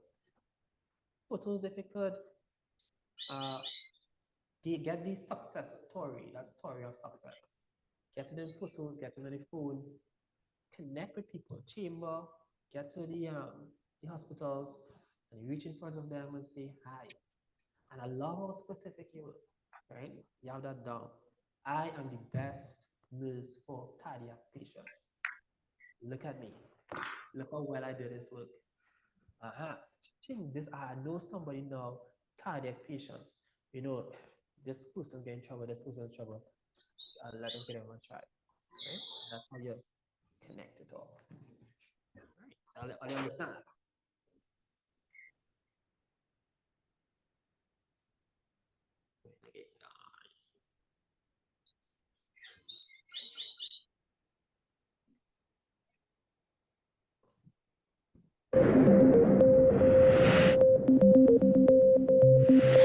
My name is Claude Grunitsky, and this is Pitching Your Business Ideas for Investment. In this lesson, we will explore how to identify potential business partners, look at the key elements of a pitch, craft and deliver a pitch, and follow up. If you are serious about starting a new venture, you must demonstrate to potential business partners and investors that you are passionate about the idea and truly believe that the business can succeed. You must be willing to work hard, on weekends and late into the night. You will show your investors that you can do what it takes to make your business thrive, knowing that profitability and growth will one day justify all the efforts. Although many businesses fail within the first year, many others succeed because their founders have drive and a great idea. They were able to rally a winning team and investors. How does an entrepreneur identify potential business partners? It is very important to choose business partners according to both skill set and personality. Explore your own skill sets. If you are passionate about technology and see yourself as more of an introvert, then you should choose business partners who are more extroverted. Partners who are willing to go out, meet customers, and engage in the marketplace. If you are not very organized, then it is crucial to add a business partner who is very detail-oriented and good at handling complex tasks, whether dealing with lawyers, accountants, or suppliers. It is also good to have at least one founding team member who knows how to handle investors and answer difficult financial questions. Still, for the business partnership to work well, you need more than just a balance in skill sets. you need to be relatively certain that your personalities will not clash. Too many businesses fail because of ego or personality mismatches. How can you find a good match in your business partners? By first getting to know your potential partner well. Make sure you have clearly assigned roles and responsibilities from the start. Set up a system that allows you to resolve differences amicably without fights or unnecessary arguments. Once the business plan is written, how does the entrepreneur craft a pitch? The pitch should be short, explaining the idea, the potential, and team members' expertise. The key is to convey why this business is worth investing in. The pitch should explain why the target customer is willing to pay for the product or service. It should explain what kind of value you will create for that customer. Once that value proposition is framed into numbers and full market potential quantified, the founding team should make 5-year sales and expense projections and come to the required investment amount. The objective of the pitch is to get an investor to commit capital to the business. What are the key elements of a pitch? A sophisticated investor will listen to your pitch and assess whether you understand the market and competition. In your pitch, you should focus on a single initial market and grow from there. If after your short pitch, the investor is convinced that there is something there, then you have succeeded in grabbing their attention and they will want to investigate further and review your full business plan. How to best deliver the pitch? It's really about getting to know the audience you are pitching to.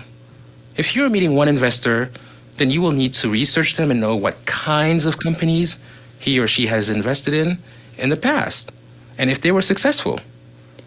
If, however, you are pitching to an audience of 12 people, you must first understand the decision-making process and figure out which audience members will have the greatest impact on the actual investment decision.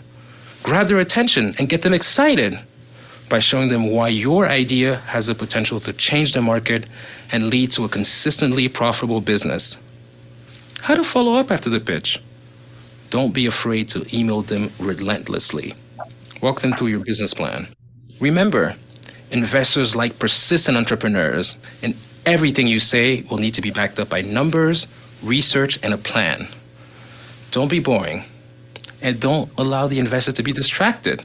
Your job is to help them imagine what your company could one day become with their funding.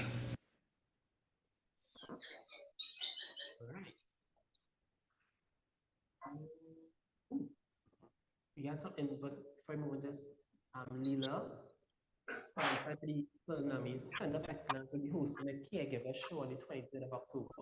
Something to check out. So, questions.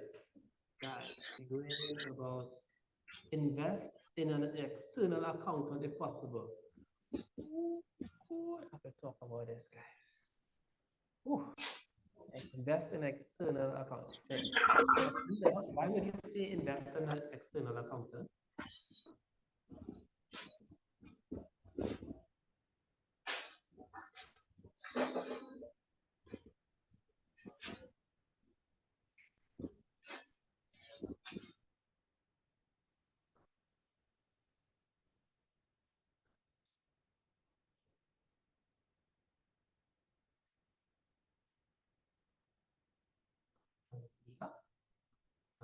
Why would you say invest in an external accountant? Hello? Yes, you're hearing him. Yes, I'm now hearing. What's that you said? Why would you say invest in an external accountant? Okay, so for example, when you now starting your business, you want to be able to have your finances separate from your own money. And your finances is what you're going to reinvest into your business. That's the way you see growth. So if you have some small business owners who I talk to from time to time, they would take money out of the business and spend it on themselves, and then realize they have a problem expanding or paying their creditors, etc. And then they become a liability, and they start to run down the business in a bad, in a way, a trajectory that is not their want or their debtors, etc. So one of the things we have a lot of small accountants in the country. some of them have not large fees, but you can get someone to do your books for you and show you how to do things. So you have your checks and your balances, and you're saying, okay, this is what my sales look like. This is my expenses. This is what I want to reinvest. This is what I want to pay myself. Sometimes when you want to ask a partner who may be a investor in your business, they may seek to do it themselves for their favors. But if you have someone as external, who's not related to you or anything, it's always better that way. When I started up my company, I did that investment. From the very onset, I had an accountant, an external accountant to us. Now, my team, I have an entire accounting finance team, but yet I still have an external auditor that manages, oversees, that making sure that, hey, we are on par with what the government is saying, what we are saying, what our bankers wants to see, etc. So it is important that you do that. It may sound expensive at the very beginning, but trust me, it is worth it. It's a small investment for your future. And once you know that this is what you want to be, a business owner, not just an entrepreneur, but a business owner, full-fledged one, this is some of the things you have to do to have a solid business. Thank you very much. Welcome. That's important advice. Anyone here has an accountant? Is that it?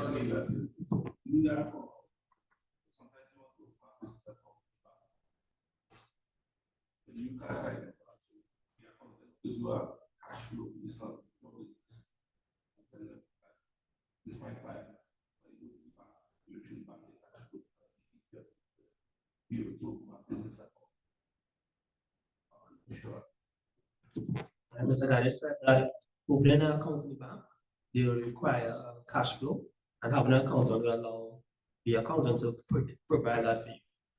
All right, guys, I could talk from personal pain with this, right? So of course, start an entrepreneurship thing, I want to do everything myself, right? Because I have money for that. I wasn't even really paying for stuff, right? Bad stuff, right? And eventually, when you're doing business, you want to do more business, and if you're doing business with the public, they're going to say, I want some accounts. I want some audited accounts. And then, you have two choices. You can either roll over and allow the big boys to take one contract and everything, or decide that you want to step up too. But when you try to step up, you have all these books to do, right? All these works to try and come in. All of a sudden, the accountant asks me, what? Receipts for everything, right? Oh, I can't apply that to the business. Oh, it's the whole world you have to acclimatize to, right? So I still wanted to be party attendant. So I got it done, Me and my wife and struggle and organize. What is the next part? In Trinidad, you have VAT, NS, as a charge, PYE. I'm sure I'm missing some stuff. I'm sure it is a lot. And I have been to the NS office, waited, right? Waited. And I've been to the as a charge, the BI office, and it's a lot of time. A lot of time. And where my time supposed to be? Not there. Right? So it's what business you're running? Are you running a business of this scale?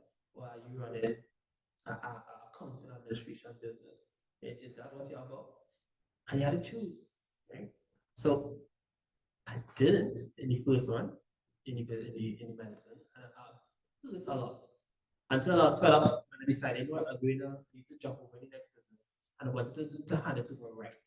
And in the middle of COVID, I'm sitting down there for like a month, me and a bookkeeper, right? Just making sure everything okay. Everything okay. Next business, we were in plane, right? I have fashion administration, I have a bookkeeper, I have an accountant. Well, I handle that.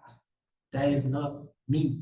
And for the first time, But weakness became a strength. My boss up to date, right? I've got a struggle before. I could see everything QuickBooks and I understand everybody financials. But that became my strength. So I was doing some work for the Ministry of Tourism, Culture and the Arts. And I just recently, and I said, hey, so come, we get through and everything, and all stuff going on. And she said, well, that they had some people that I used to work with before. But with the PRO, the Procurement Act, what happened was that the finances weren't on. And they couldn't go to them. So they had to go back out, look for people, hunt for people. Okay? So that pain that exists between the formalized and the unformalized sectors of business. And you have to decide where you're going to exist. Well, actually, no, that's wrong. You have to be formalized, right? But there exists a lot of unformalized businesses, right? And these unformalized businesses, if you remain there, when it's time to step into the formalized, it is hard for a number of reasons. Right? The bank will ask you when you registered in, how many other years, where were you, right? Where are your records, right?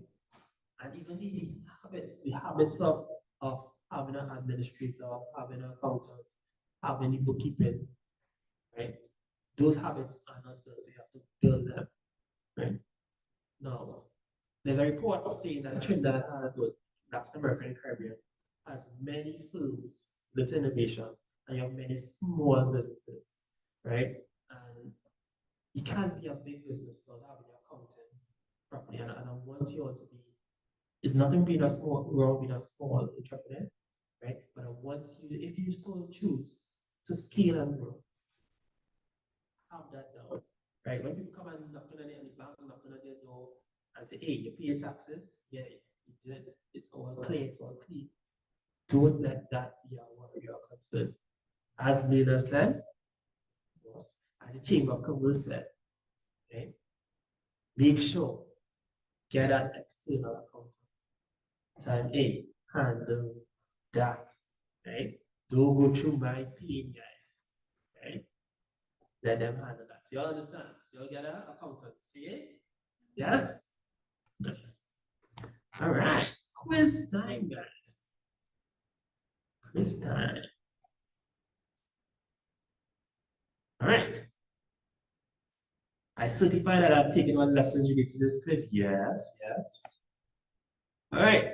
A business model should not include A, a description of your customers, a detailed forecast, the problem you are solving, how much it will cost to provide the solution. All right, answers anybody? Anybody? A, B, C, or D? I can't say that. Oh. A business model should not include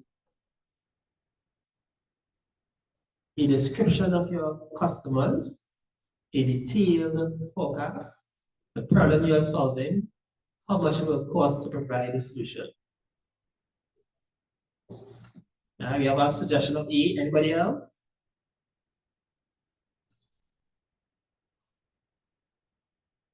Anybody online? You have B. And B, okay. Detailed forecast, good. Anybody else? B. C, so you have C, the problem you are solving. D, all right. How much it will cost to provide the solution. D, all right, you having some D's. All right, how many D's? All right, how many C's? B's? A and A's? All right, guys. If you get these things wrong, you have to go back and do the video. I don't know what the video is. I don't do the fun. All right, we're gonna D, right? Was it nice of those? So what should be B or D? No, but I just have a question. Let's go. Think of it should have the market. What do you all think? The detailed forecast of the business, you think that as the report?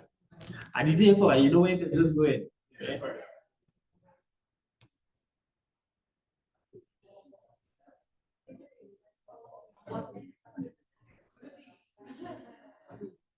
B, D, D. How much is going to cost to provide solution?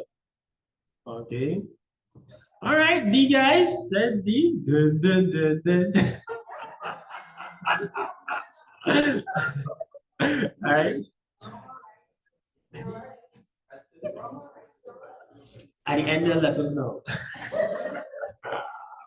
A scalable business model is one that becomes less profitable as it grows. True or false?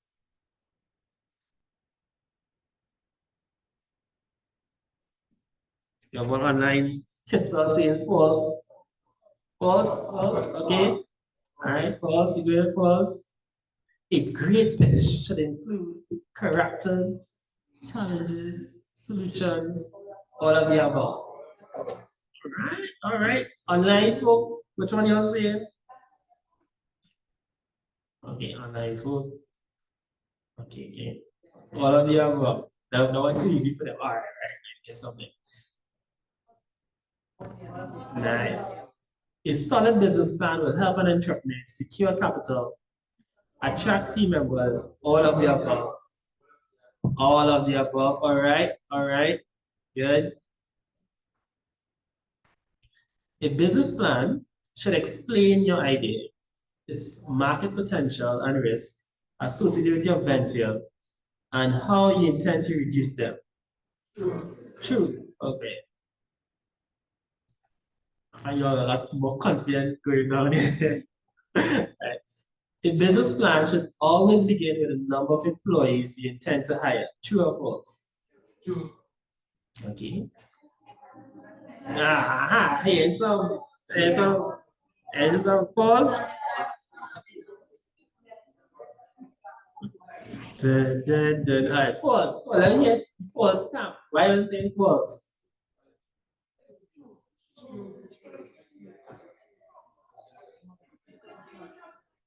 Take a change. Okay. True. All right. True or false? True. All right. The online camp saying false, guys. All right. So let's see false people. False. Good. Let's see true people. Woo, hey, that's not what. Okay, guys. It's split down the middle. Right? If you all get this wrong, you'll fail the test, Okay. So you're going to what? I see the let's get the online camp right? Of course. What is a single necessary and sufficient condition for business?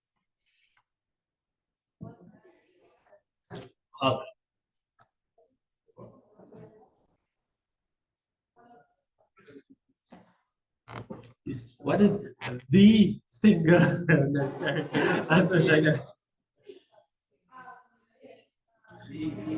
All right, you're not be on this side. A paying customer, you're paying customer. Paying customer. You cannot say all of your all the time. Right? Paying customers. See, paying customer. Okay, I am paying customer. All right. Market segmentation involves researching and identifying a product or service that would appeal to a potential group of paying customers. When researching potential customers for your idea, you will need to know how many there are, their geographic location, how much they will spend, all of the above. All of the above? All right, sure. These are uncertainties sometimes, the cases. All right, all of the above, online, in keeping. Guys, I really want this certificate. I want you to help me there. When performing market research for your idea, You should only ask the opinions of your friends and family. True or false? Ooh, wow, that's strong false coming out here, guys. When choosing a business partner, you should look for someone who brings a different skill set to the business than your own. True or false? All right, online saying true as well. Okay, Selena, yes. With the caps, all caps, yes. All right. A good pitch will include why a business is worth investing in and why the target customer is willing to pay for the product or service. True or false? All right, offline saying true, online, let me hear you. All right, again, not true. All right, all right. The objective of pitch is to get an investor to write an article about your idea, offer you a job, commit capital to the business, steal your idea, all of the above or none of the above. What's that? Steal your idea? All right. Oh, no, see. Commit capital to the business. Lovely, lovely. Yes, Jamie, with it. Okay. Commit. All right. After delivering a pitch to an investor, you should never follow up. True or false? False. Okay, okay. All right, all right. You're sure? Anything you wanna recap on?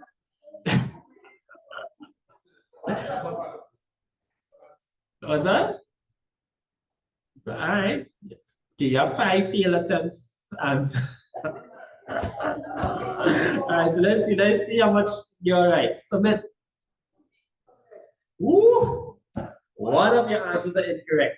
Please try again. Dun, dun, dun. Let's see.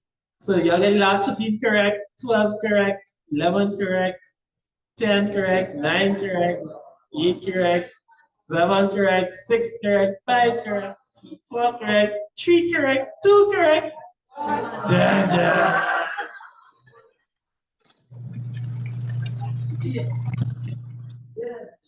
All right, guys, do it again.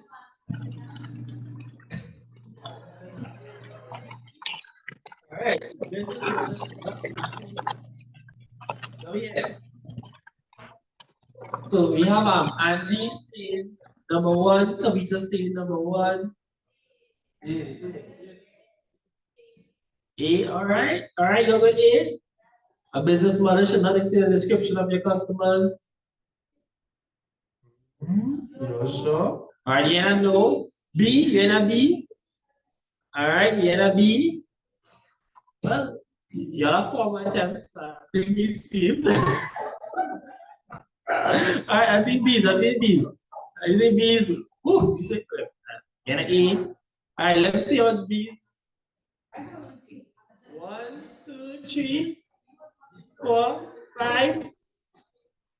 All right. That's another thing. All right, let's see B. What's going B? All right, B, Steven. B, Steven, week there. All right, let's go to A. Oh, we get a B. B online. All right, let me go. You have 5 attempts, guys. Let's see B. All right, a business model should not include A, the description of your customers. B, a detailed forecast.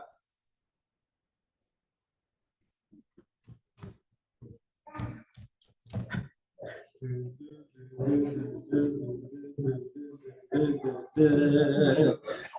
me see, I can see it. All right, level. Let's see.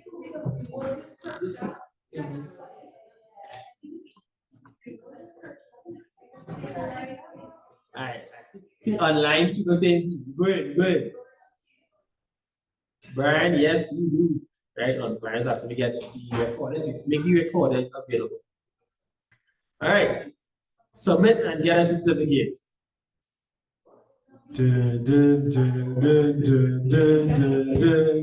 Yeah! All right, okay. I think what happened was that we mixed up the business model and the business plan, right? So the business model I think I showed you guys my, yeah, this is like basic, right? Um, so it's not like a detailed forecast. It doesn't say, I know how much is going, what's going to happen, right? But the business plan, details, details, right? So cute, very good, guys. Yes. All right. So I need all of your emails so I can post your part of this, right? So you want to send you all this, not this certificate, but certificate from our class. All right. So cool. Questions, guys. Questions. Online and offline.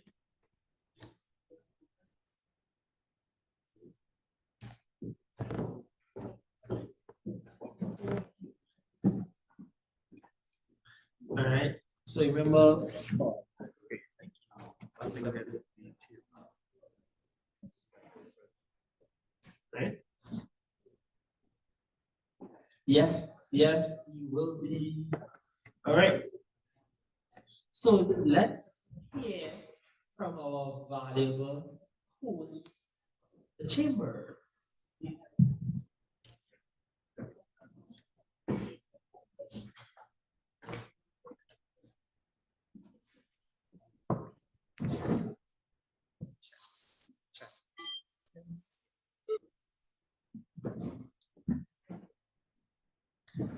Good morning, everybody. It's a pleasure to be here on behalf of the Superior Chamber. And as you will have heard from interactions with our executive member Ganesh, you see the valuable information you got from just a few minutes, right? So before I get into what the chamber does, what the chamber is about, now when I came in, we could apologize for coming a few minutes late. But when I was here, Chair talking, I heard he mentioned about banking. Now, just to give you a short synopsis, I was a bank manager, just recently retired from Rice Superior here, right? So I will just spend a few minutes to give you a banking perspective. Whenever someone comes into me now, within 5 minutes of sitting down talking that person, I can tell you what I want to learn that person or not, right? Because when you come in now, the way you shake my hand, the way you sit, the way you look at me with your eye contact, you're fidgeting, right? Your body language, it tells me a story about you, right? So if you have a business and you're running a business, you're doing well and you're confident that this business is successful and you want to borrow money and it will repay the loan, right? Your confidence will show. If you know you're coming to try something, your body language will betray what you're coming to do, right? And that we developed that from years of experience, right? So I'm just sharing that with you. Now the thing is, as a business owner now, the advice I give you to do, the best thing to do, put your money in the bank. So your sales, try to develop, put your sales in the bank. Because when you approach the bank and you come with a financial statement and you're showing that, let's say your revenue for the year is, let me just say $700,000, right? But on your business account now you see $20, $100, $200, $200 something. So if there's a discrepancy now with how your account is operating and what your financial status is showing. Okay? So the best thing to do, try to push as much sales as you could into the account. It doesn't matter if you take out after, but the bank wants to get an idea what is your revenue that is coming in, whether on a weekly basis or monthly basis. The bank wants to get an idea what is happening with your business, what is going on, how active your business is. Right? So I'm just sharing that with you. Right? And the next thing is, let me look at practical scenarios around here, right? Anybody wants to start around here? Take village. All right. So you know Cisco, right? Right. So Cisco, when you go by Cisco loves the chat. I like to have hold on a little talk. And I think people love, right? So you find that she will attract a range of customers, so people just go and just buy this set up right there. And just chat it, right? So when you visit, people like to see, if someone like to see a friendly person, somebody who interact with you, somebody try to, qualify a name, things that people love that. I mean, this is Trinidad, we are a small island, and people love, the closeness. Yes, right? So look at that. If you look at, I'm going to look at, let me look at Jeff, the friend was asking when he come up if I ever tried Gerald's barbecue. Now, if you know Gerald now, you would have started different businesses and then he eventually come into the barbecue, right? And so he developed a market right here and he's right on the main road. The barbecue really is good, right? And he's doing well, right? So because the barbecue tastes good, he started bringing clients and then there's the warm factor, the warm factor, right? Word of mouth, right? That is go a long way, especially as we are a small community. It goes a long way in bringing business. Because at first I was skeptical. I didn't want to hear people buy it and they say it's still really good. I said, let me try it. And then I started trying. And then I became a frequent customer. Right? So those are the things that helps our business. When we look at Gulf City, anybody who is deal with the mobile in Gulf City? All right, so it has 3 big mobile outlets, right? One downstairs by Nichols, one upstairs when you just go the escalator, and one a little lower, a big one, right? Where you walk in, this happened to me a couple of times, you walk into the one straight down, the big one, right? It had 2 people down on the end.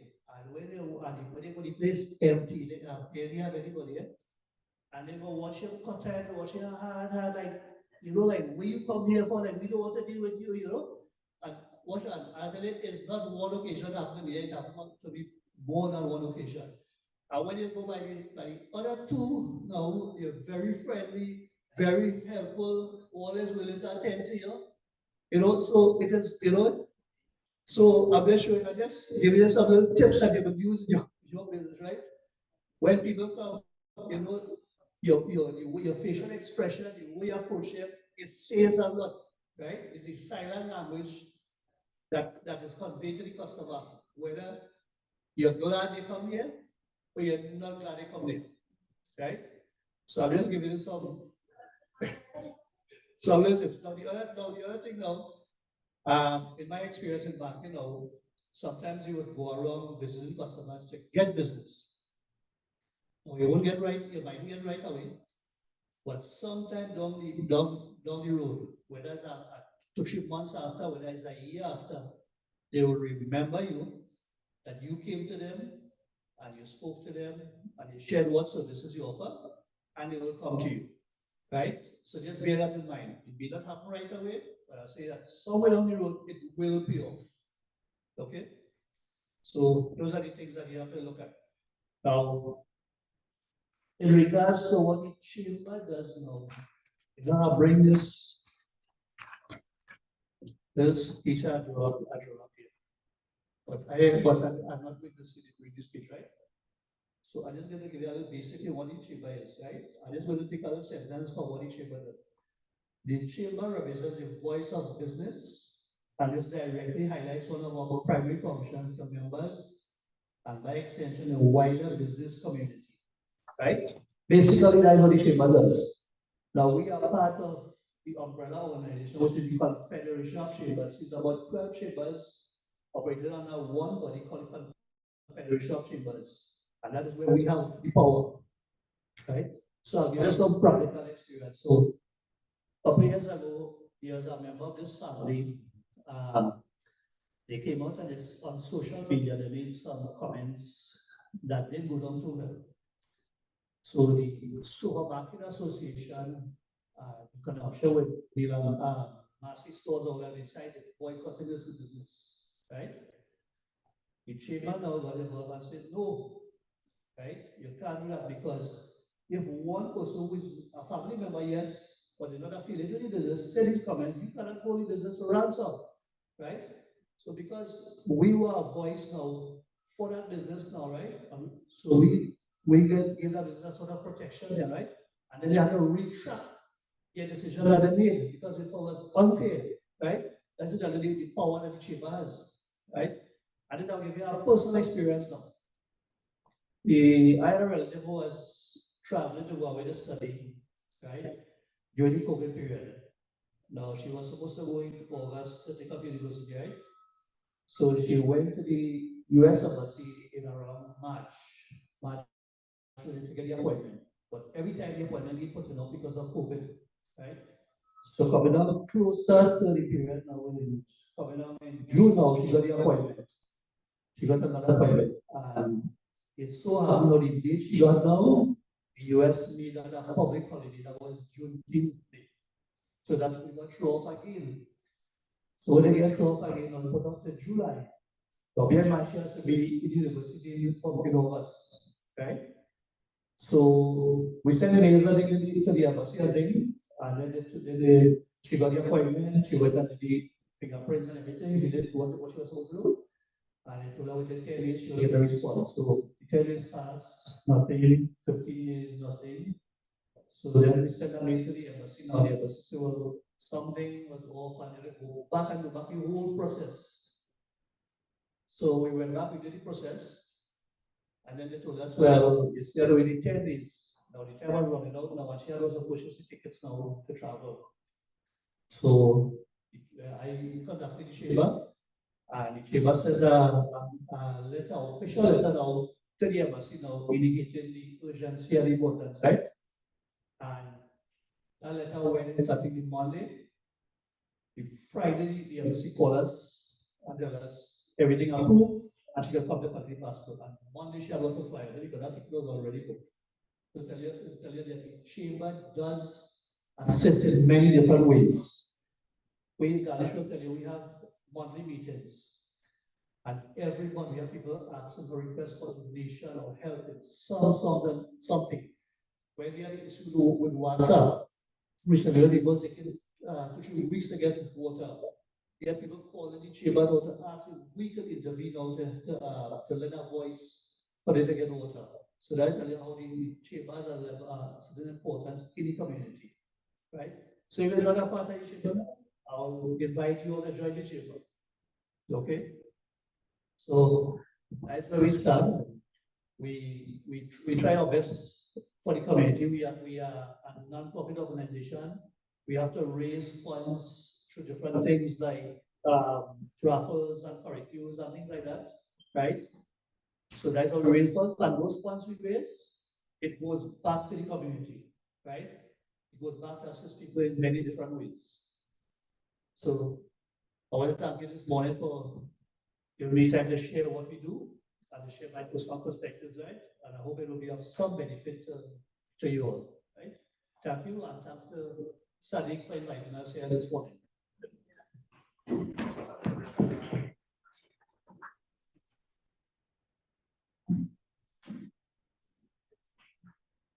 That was great. Thank you. Thank you. All right. Any questions, guys? What chamber? Yeah. I'll just add, yeah.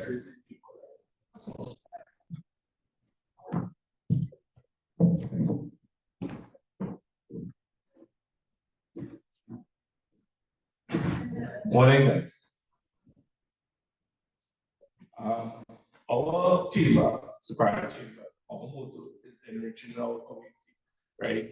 And as my president said, we raise funds via raffle, curricule, whatever barbecue, whatever we can do, because we are an NGO and we spend it back into the community. One of our initiatives that we are going to do is go around to the businesses in Superior and recording the names with that general recording the name in their business. What are your struggles during the period of your business, and how the chamber can assist you in whatever way. Which I say, like if you need accounting services, we could probably hold a conference with some accountants from Superior and invite you all, so that you will get a better perspective on how to do your books, how to structure your accounting as well. If you need to access funding to the banks, we can invite all the banks, all the financial institutions to have another symposium as well, so that you will be able to come and talk to these people, and so you have a better knowledge of what documents you So if you able to change us, then don't think about we are giving to our show, but we try to help the community as our own to say enrich the community. Right? I just use another example. You all have you ever like a shot or no after Richard Richard? Charles Lee and Charles Lee, nobody does it's just as good, but you don't have those markers. But probably like the atmosphere, but if you're feeling public nature, right on top of it, right? And then it's really called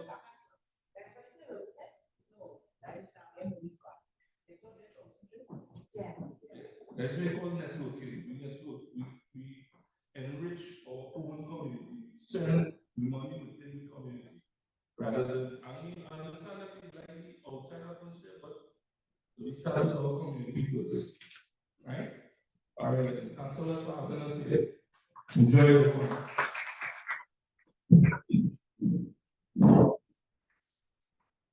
Right, guys, and on top of that, direction. Don't forget, you saw the example. Namis was like, hey, I need help with this. And Karen said, oh, just do this. That over, that's mentorship right there, right? And that over multiple times of your business career is plenty challenges, plenty challenges. Get it from the chamber. So y'all have knowledge. Y'all have local resources, local expertise. We all need the entrepreneurs to succeed, right? And people wanted to succeed. Everybody wanted to succeed and make more jobs for everybody, right? So, guys, coming up, we have lots of different courses, and every Thursday, every third Thursday of the month, we intend to have something like this. Not necessarily here, but we want to go and touch base with different stakeholders to say, all right, let's see what NETCO is about. I want to see how the chamber came and say this is how they make an impact. And you can connect with that. I want to hear what NETCO is about, right? What whoever idea, whoever can think of, say, let's want to tackle these people, right? Because the Ehub is all the thing, right? The Ehub is all of us, is a collective, right? And remember the goal for the Ehub, what we want. We want to be able to say, see our bankers symposium there. We want to be able to say, well, we talked to 1,000 entrepreneurs from Siparia, Faizabad, Point Fortin, Hoover, and we need the documents to sign up our bank, make it easy, right? And then they'll say, okay, this is it. And then we can say, well, we have all of these things, but they're different. Let's have a symposium, let's have a collective, let's come together. And guys, can we agree on something, right? So the challenges are there in Trinidad, but together with the chambers, we could do it. And a lot of challenges that we young entrepreneurs have, people have already gone through, right? The businesses, and those businesses that are already past our level 1 or 2, they in the chambers, they're waiting and willing to say, oh, you just need to do this, right? Any other comments, guys? Hi, Shem. Yes, I'm hearing. I just want to add, if to just end off on my end, I just want to say thanks for having me. I think that it's a great initiative that U.S. Embassy is incorporating in our country to add value for young entrepreneurs to see that there's a vision and that they can become their own business owners in the future. For those of now I don't the category of the different people who are in the audience or online, but there's so many networking, and I just want to touch on the networking aspect of it. It is a phenomenal way of growing your business, building the trust into future customers, and there's nothing like word of mouth and recommendation, nothing like that. So the more that you can network, for example, I'm with AFET, I'm with the Trinidad and Tobago Chamber of Commerce in Westmoreland. I'm part of the Facilities Development Committee because it affiliates with my industry. So I joined that committee. I'm also with the NGO, I'm a director with Chosen Hands. It's a art and wellness program that we do.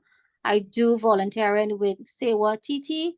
I do a lot of different things to keep myself interactive in the community.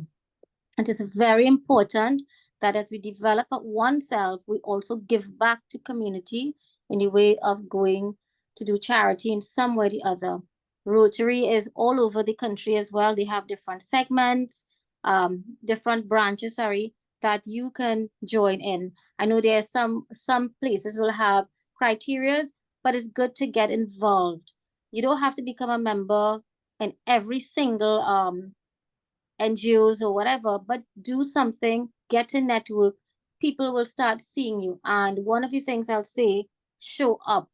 When you show up and it shows, like for example, um, when I started my business, I started it at home because I didn't have the resources to go and do my office or to do a building, etc. So I started off home. But guess what? While working at home, I always dressed the part like if I was going to an office, like if I was driving to work.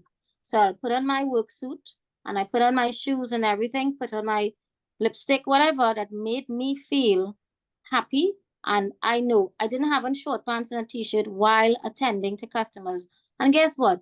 My customers wasn't seeing me, but it put me in a frame of mind that, hey, this is how I feel today, and I want to look the best, although no one is seeing me. So it's important to show up and to show up good anywhere that you go. As the gentleman was saying, Mr. Ganesh, I'll reiterate, the way that you project yourself, the way that you look at someone shows your confidence and even the handshakes. So some of us who may not have a very strong handshake, we should start practicing that and practicing to be assertive.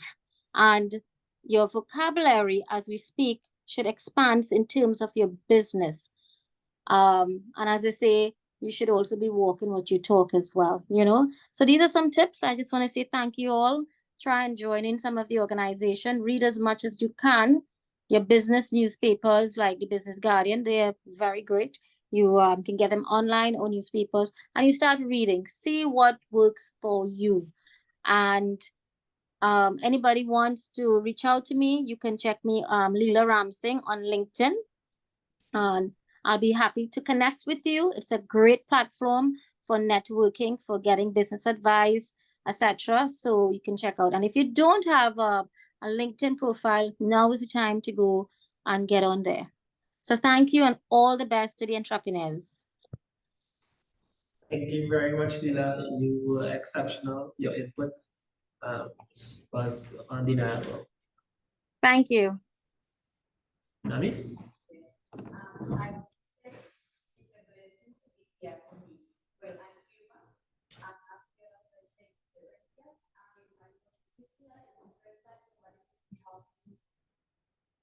Sorry.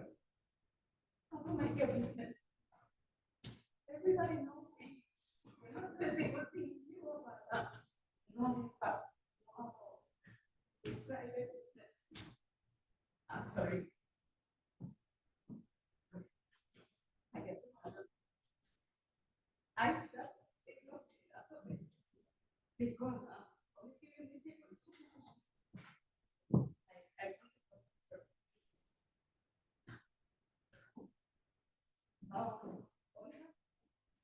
yeah, chance. I said, I was teaching Cuba. I am my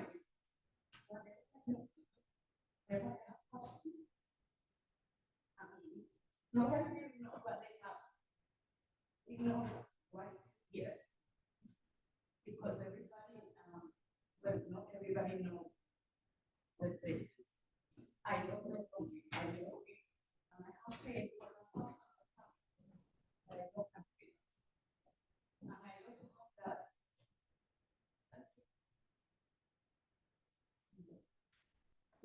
Simple people, because I'm not a boy. I'm not what is got I just said to my room that I let it do of God, nobody knows how. To be here alone is hard for all of us. I don't know how to speak English when I so I get it. And I keep trying and trying and I keep looking here at Facebook how to grow, how to do things. I'm away from my brother and she's right now. We are a good people. We have good people all over the place. I love my girls, yes, and I love my girls with all my heart. I just love what you really plenty people love you that. Friends, I love what you know. What you have to say thanks because we know what you have. It's very easy. Maybe whatever is normal for you, is not. So I'm 46 years old and I'm very broken now. What I'm doing with my life. So now that I say, okay, I don't know what I am, who I am, what I do for the people. Maybe I'm very funny, very much. I just do more for the people also this time. Thank you so much. Of my heart. Because I want to do a place to learn in. Because sometimes you want to but you want to help, you want to do it. And I'm trying with my best. Yeah, my program is we try to do our best. Thank you so much for the invitation. Thank you.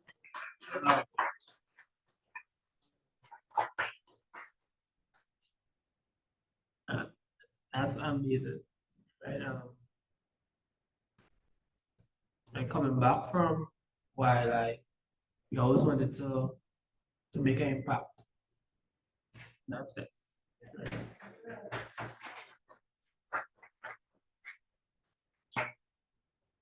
That's all.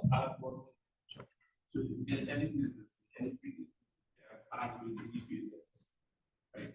It's how the from my business and they get back up and it's working. And that's it. I don't know if you also with a New York. He's a boxer. And his was from what side of the fall down, from the time they get back up.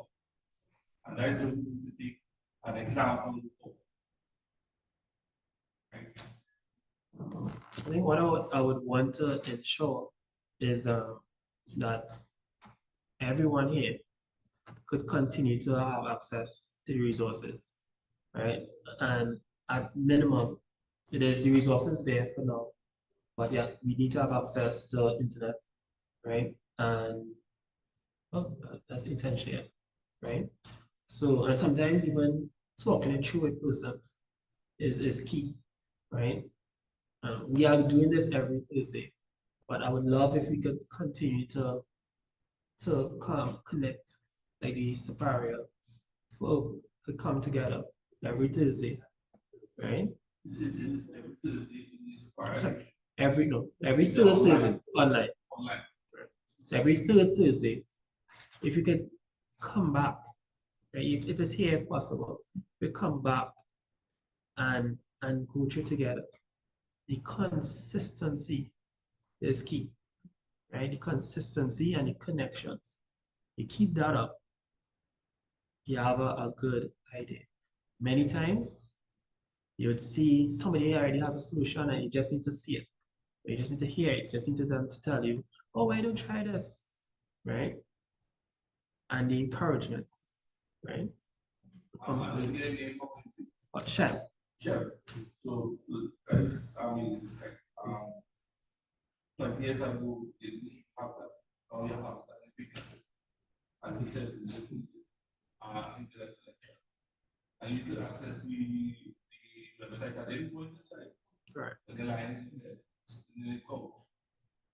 No, but I used to connect. And the videos are just like 5 minutes long. Yeah. So we might plan to talk about servant leadership 3 months from now, 4 months, but that could be your challenge, right? You might want to talk about smart entrepreneurship or fundraising concepts. That could be your challenge right now. Go home and take it in, right? Free. Okay. Take advantage of it. And of course, connection and community, build that as well. So that is what, and the consistency. That's why I want to see you guys again, right? Come back, right? The challenge is finding that space that we could always come back to and go through these sessions like this, right? And the challenge for the Ehub now, and it's challenge for Ehub is really all of us. Do we hunt for a space that we get all the entrepreneurs in the country to come together at least once a year? But I could already see it might be difficult and practical for people from Point to going to Port of Spain. And I think it comes back down to keeping a local spot, right? That we could kind of come back and have this. Right? And we have Superior bylaws too, so I could always connect and try to push and make sure this happens. But anybody who wants this to continue like this, that's a unanimous, right? So that means you gotta do something, guys. Well, with the power of the chamber and the corporation, anything is possible, right? Anything is possible. So we have the ideas, we have the resources. See your hand down there.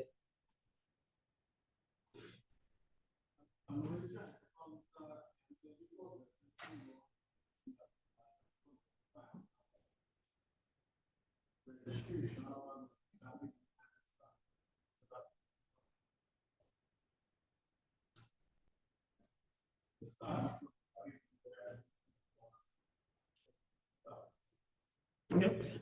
I want someone to answer if there's an entrepreneur in Faisal and he doesn't know how to register, where can he get that advice?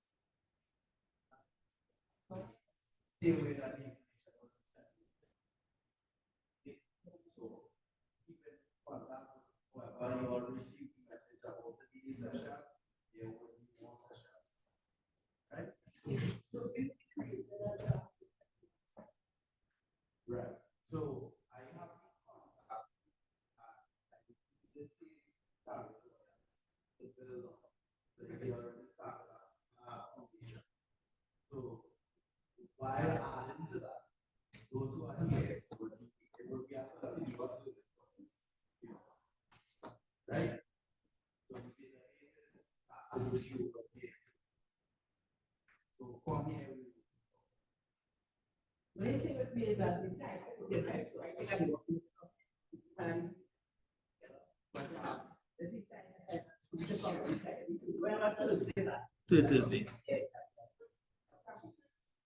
Yeah, you can come online. It's online as well.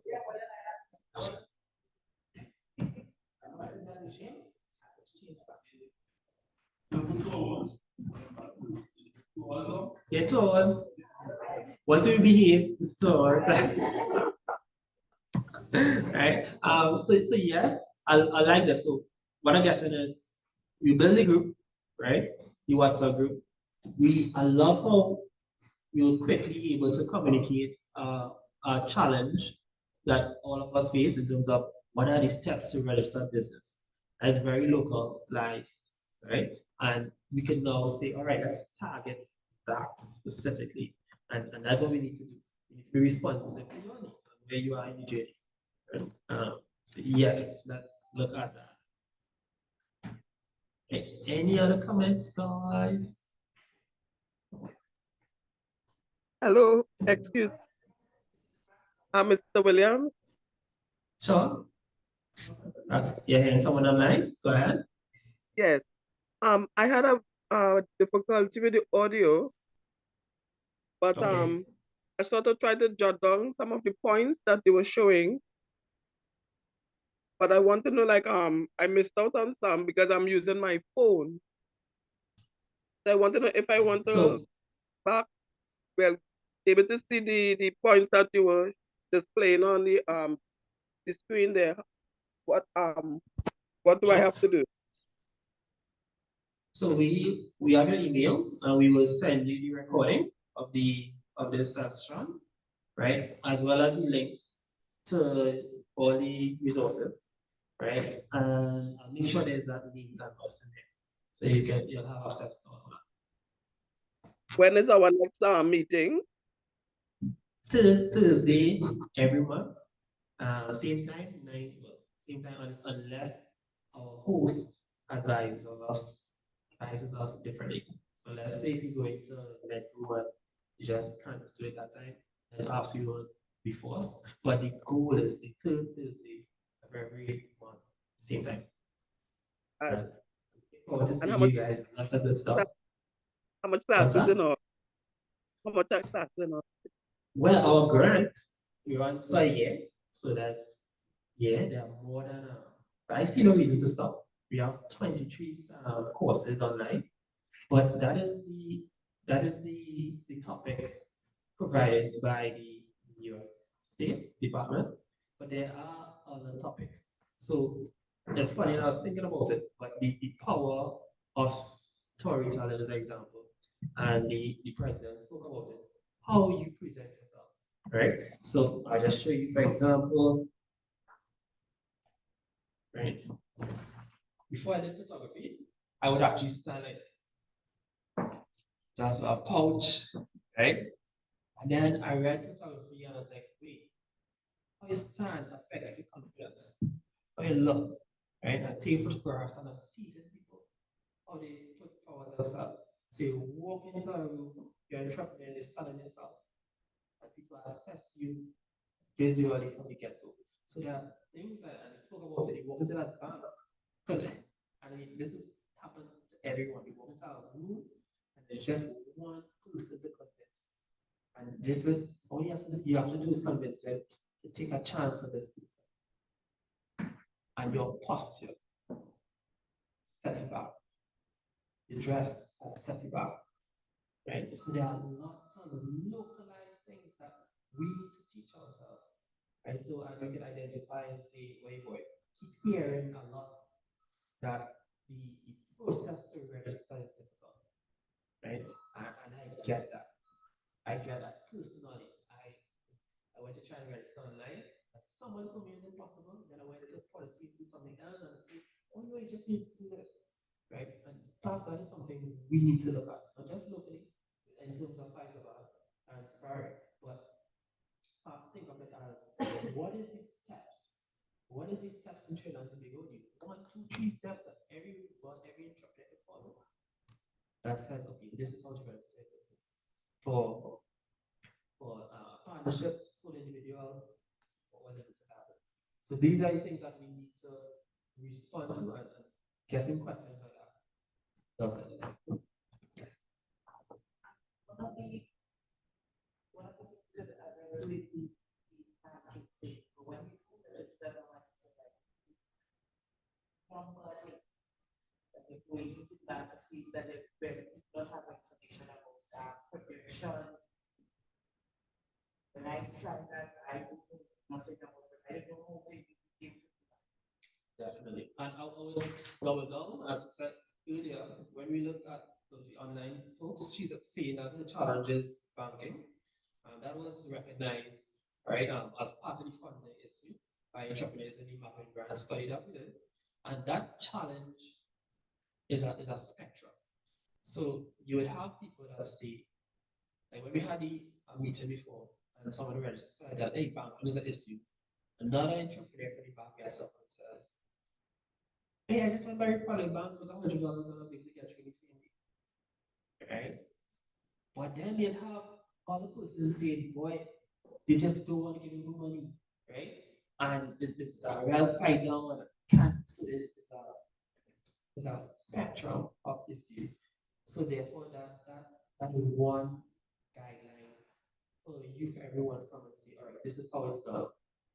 And you'll hear from persons who already passed that hurdle, things that they put in place. So that just like, get an account, so that when you ask me cash flow, you can give it to them, right? So sometimes these solutions starts from way back. Sometimes it's the personality, right? When I go in a bank, I rock my smile, pleasant, right? And then be like, oh no, they have this push serious. Okay, you can just do so. It's just that smile, that personality saves me from going back home, right? Or going back and saying that this cannot be done. It saves me from failure. So there's a lot of things, right? Combined in it. But ideally, we should have a, hey, this is what I need to do in my bank. But pull up the checklist, the entrepreneur checklist. 1, 2, 3, 4. All right. Bam. Here. Right? This is what you need. Okay. Yes, 1, 2, 3, 4. You have examples. You look at the example, you look at yours and say, all right, this is good, this is clear. Right? And it is universal and easy. But we have to get there. Right? And together we can do it. Together we can do it. And I like the idea. The bank is supposed to be chambers and entrepreneurs. Sounds lovely. Any other questions? Small business giving grants? Yes? Small business giving grants? Oh, is small businesses giving grants? I love the question because before I knew, okay, when I now entered entrepreneurship, I didn't know anything about grants, right? And then I was the beneficiary of that program. And after the program, it's like, wow! To the table. But there's some caveats that you also need to know. A lot of grantors, right, cannot give businesses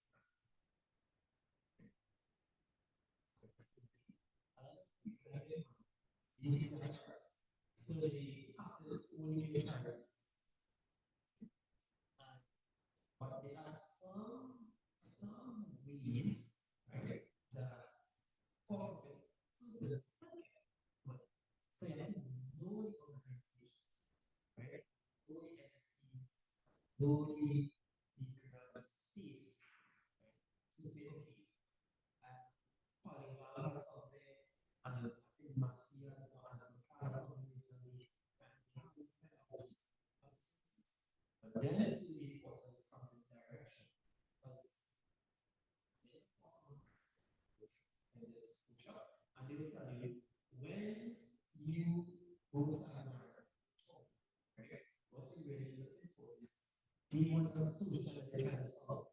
And how do you solve it? So if it is that your business is photography,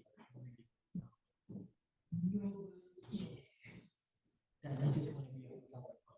You're not gonna get nobody for just being a photographer, right?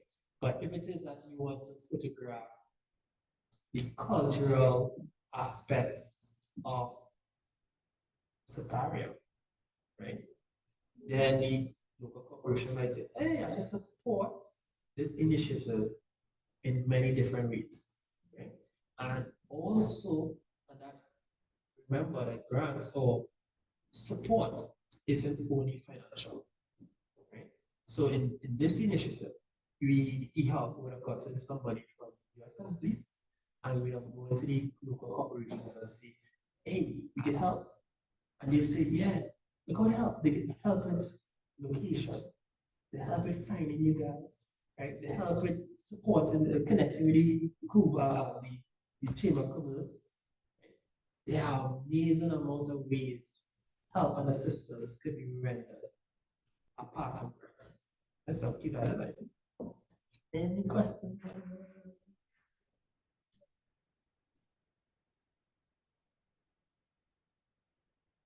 All right, so the Pfizer Chamber of Commerce says they also have training via webinars if personally requested. They can offer that. They also offer that. All right. Okay. And we have to improve our audio for the online folks. Okay. All right, so that I think that brings us to end, guys. I had a blast. I don't know about you guys. All right, but I had fun. All right, and see you guys soon.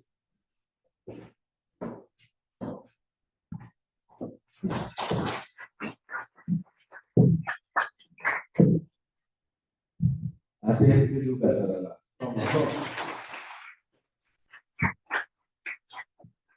I guess I can invite our folks to come and say a few words.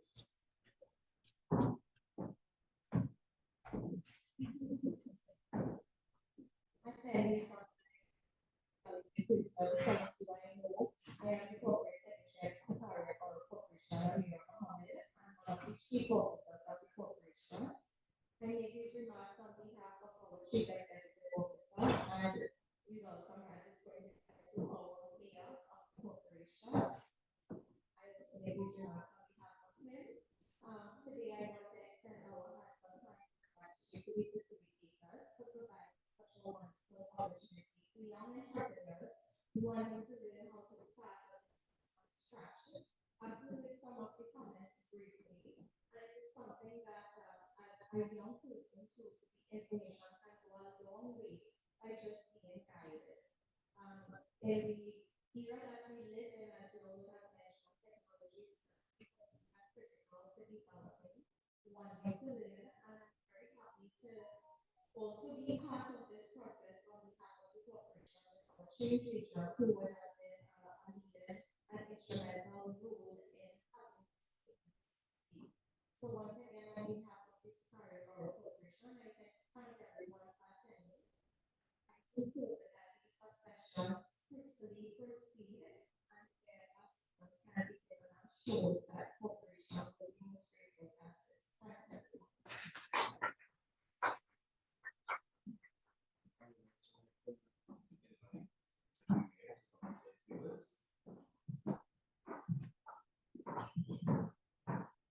Morning, everyone.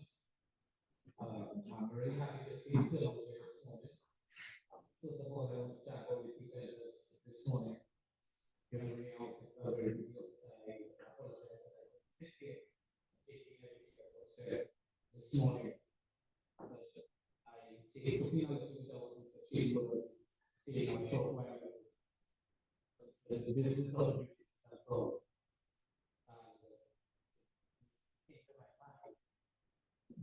Every business that was started as you. It started as a multi-million-dollar enterprise. If one take, for example, if man and low price writing price bar.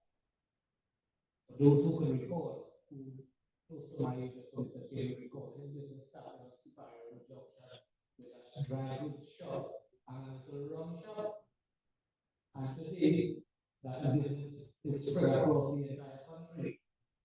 The knowledge that would have been imparted to you this morning, I do hope that you take that good news. And always remember, today we live in a society that if you start a business today, you want to see $100,000 before the end of the month. You don't have like that.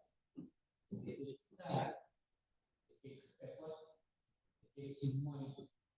Your input will not bring the returns you want immediately, but your work, your dedication to your business, and how you treat your business will determine your success later on.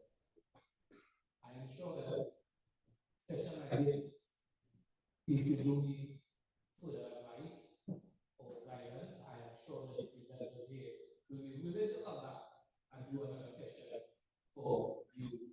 And I do hope that some of you are anybody here in business already? Now it's a field of answer. Very good. And I'm seeing young people getting involved in business.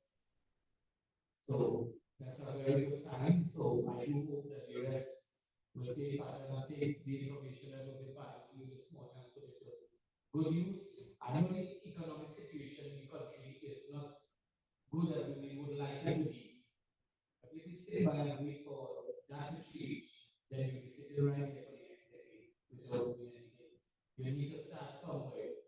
And once you start and you have the mindset, the energy, and the will to go on and take your business forward, you are sure to succeed. So again, I want to thank everyone for coming on this morning. You want to say something?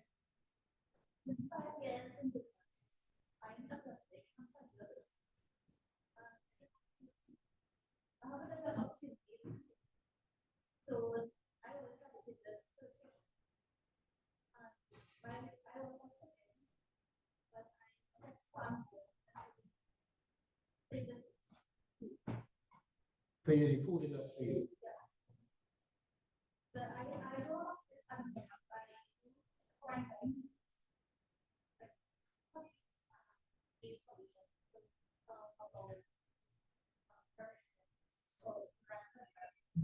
But you know there are agencies that provide small soft loans to start small business.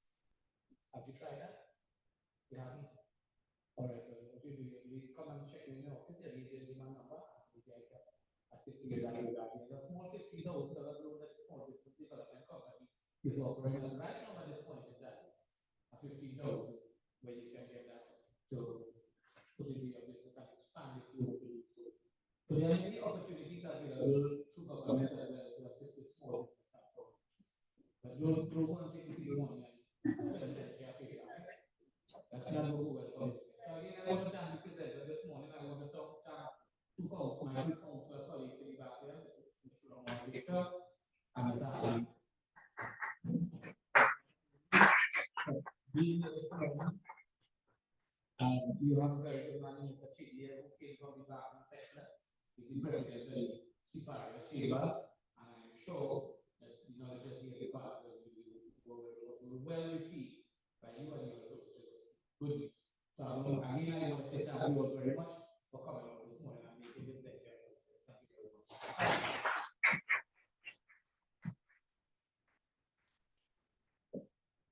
All right, anybody have any last comments on my program?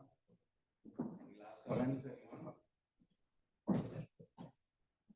Okay, well, without further ado, thank you on behalf of IMD-led officer, Local Economic Development Officer, Siparia Corporation. I would like to thank everybody who had a part to play whether it be support staff, and I'd also like to thank my legal assistant. So that is it. Everybody had a part to play and result, and I would like to see more initiatives like this. That would be it. Thank you very much. Thanks for coming out. Thanks for making the effort, and have a good day.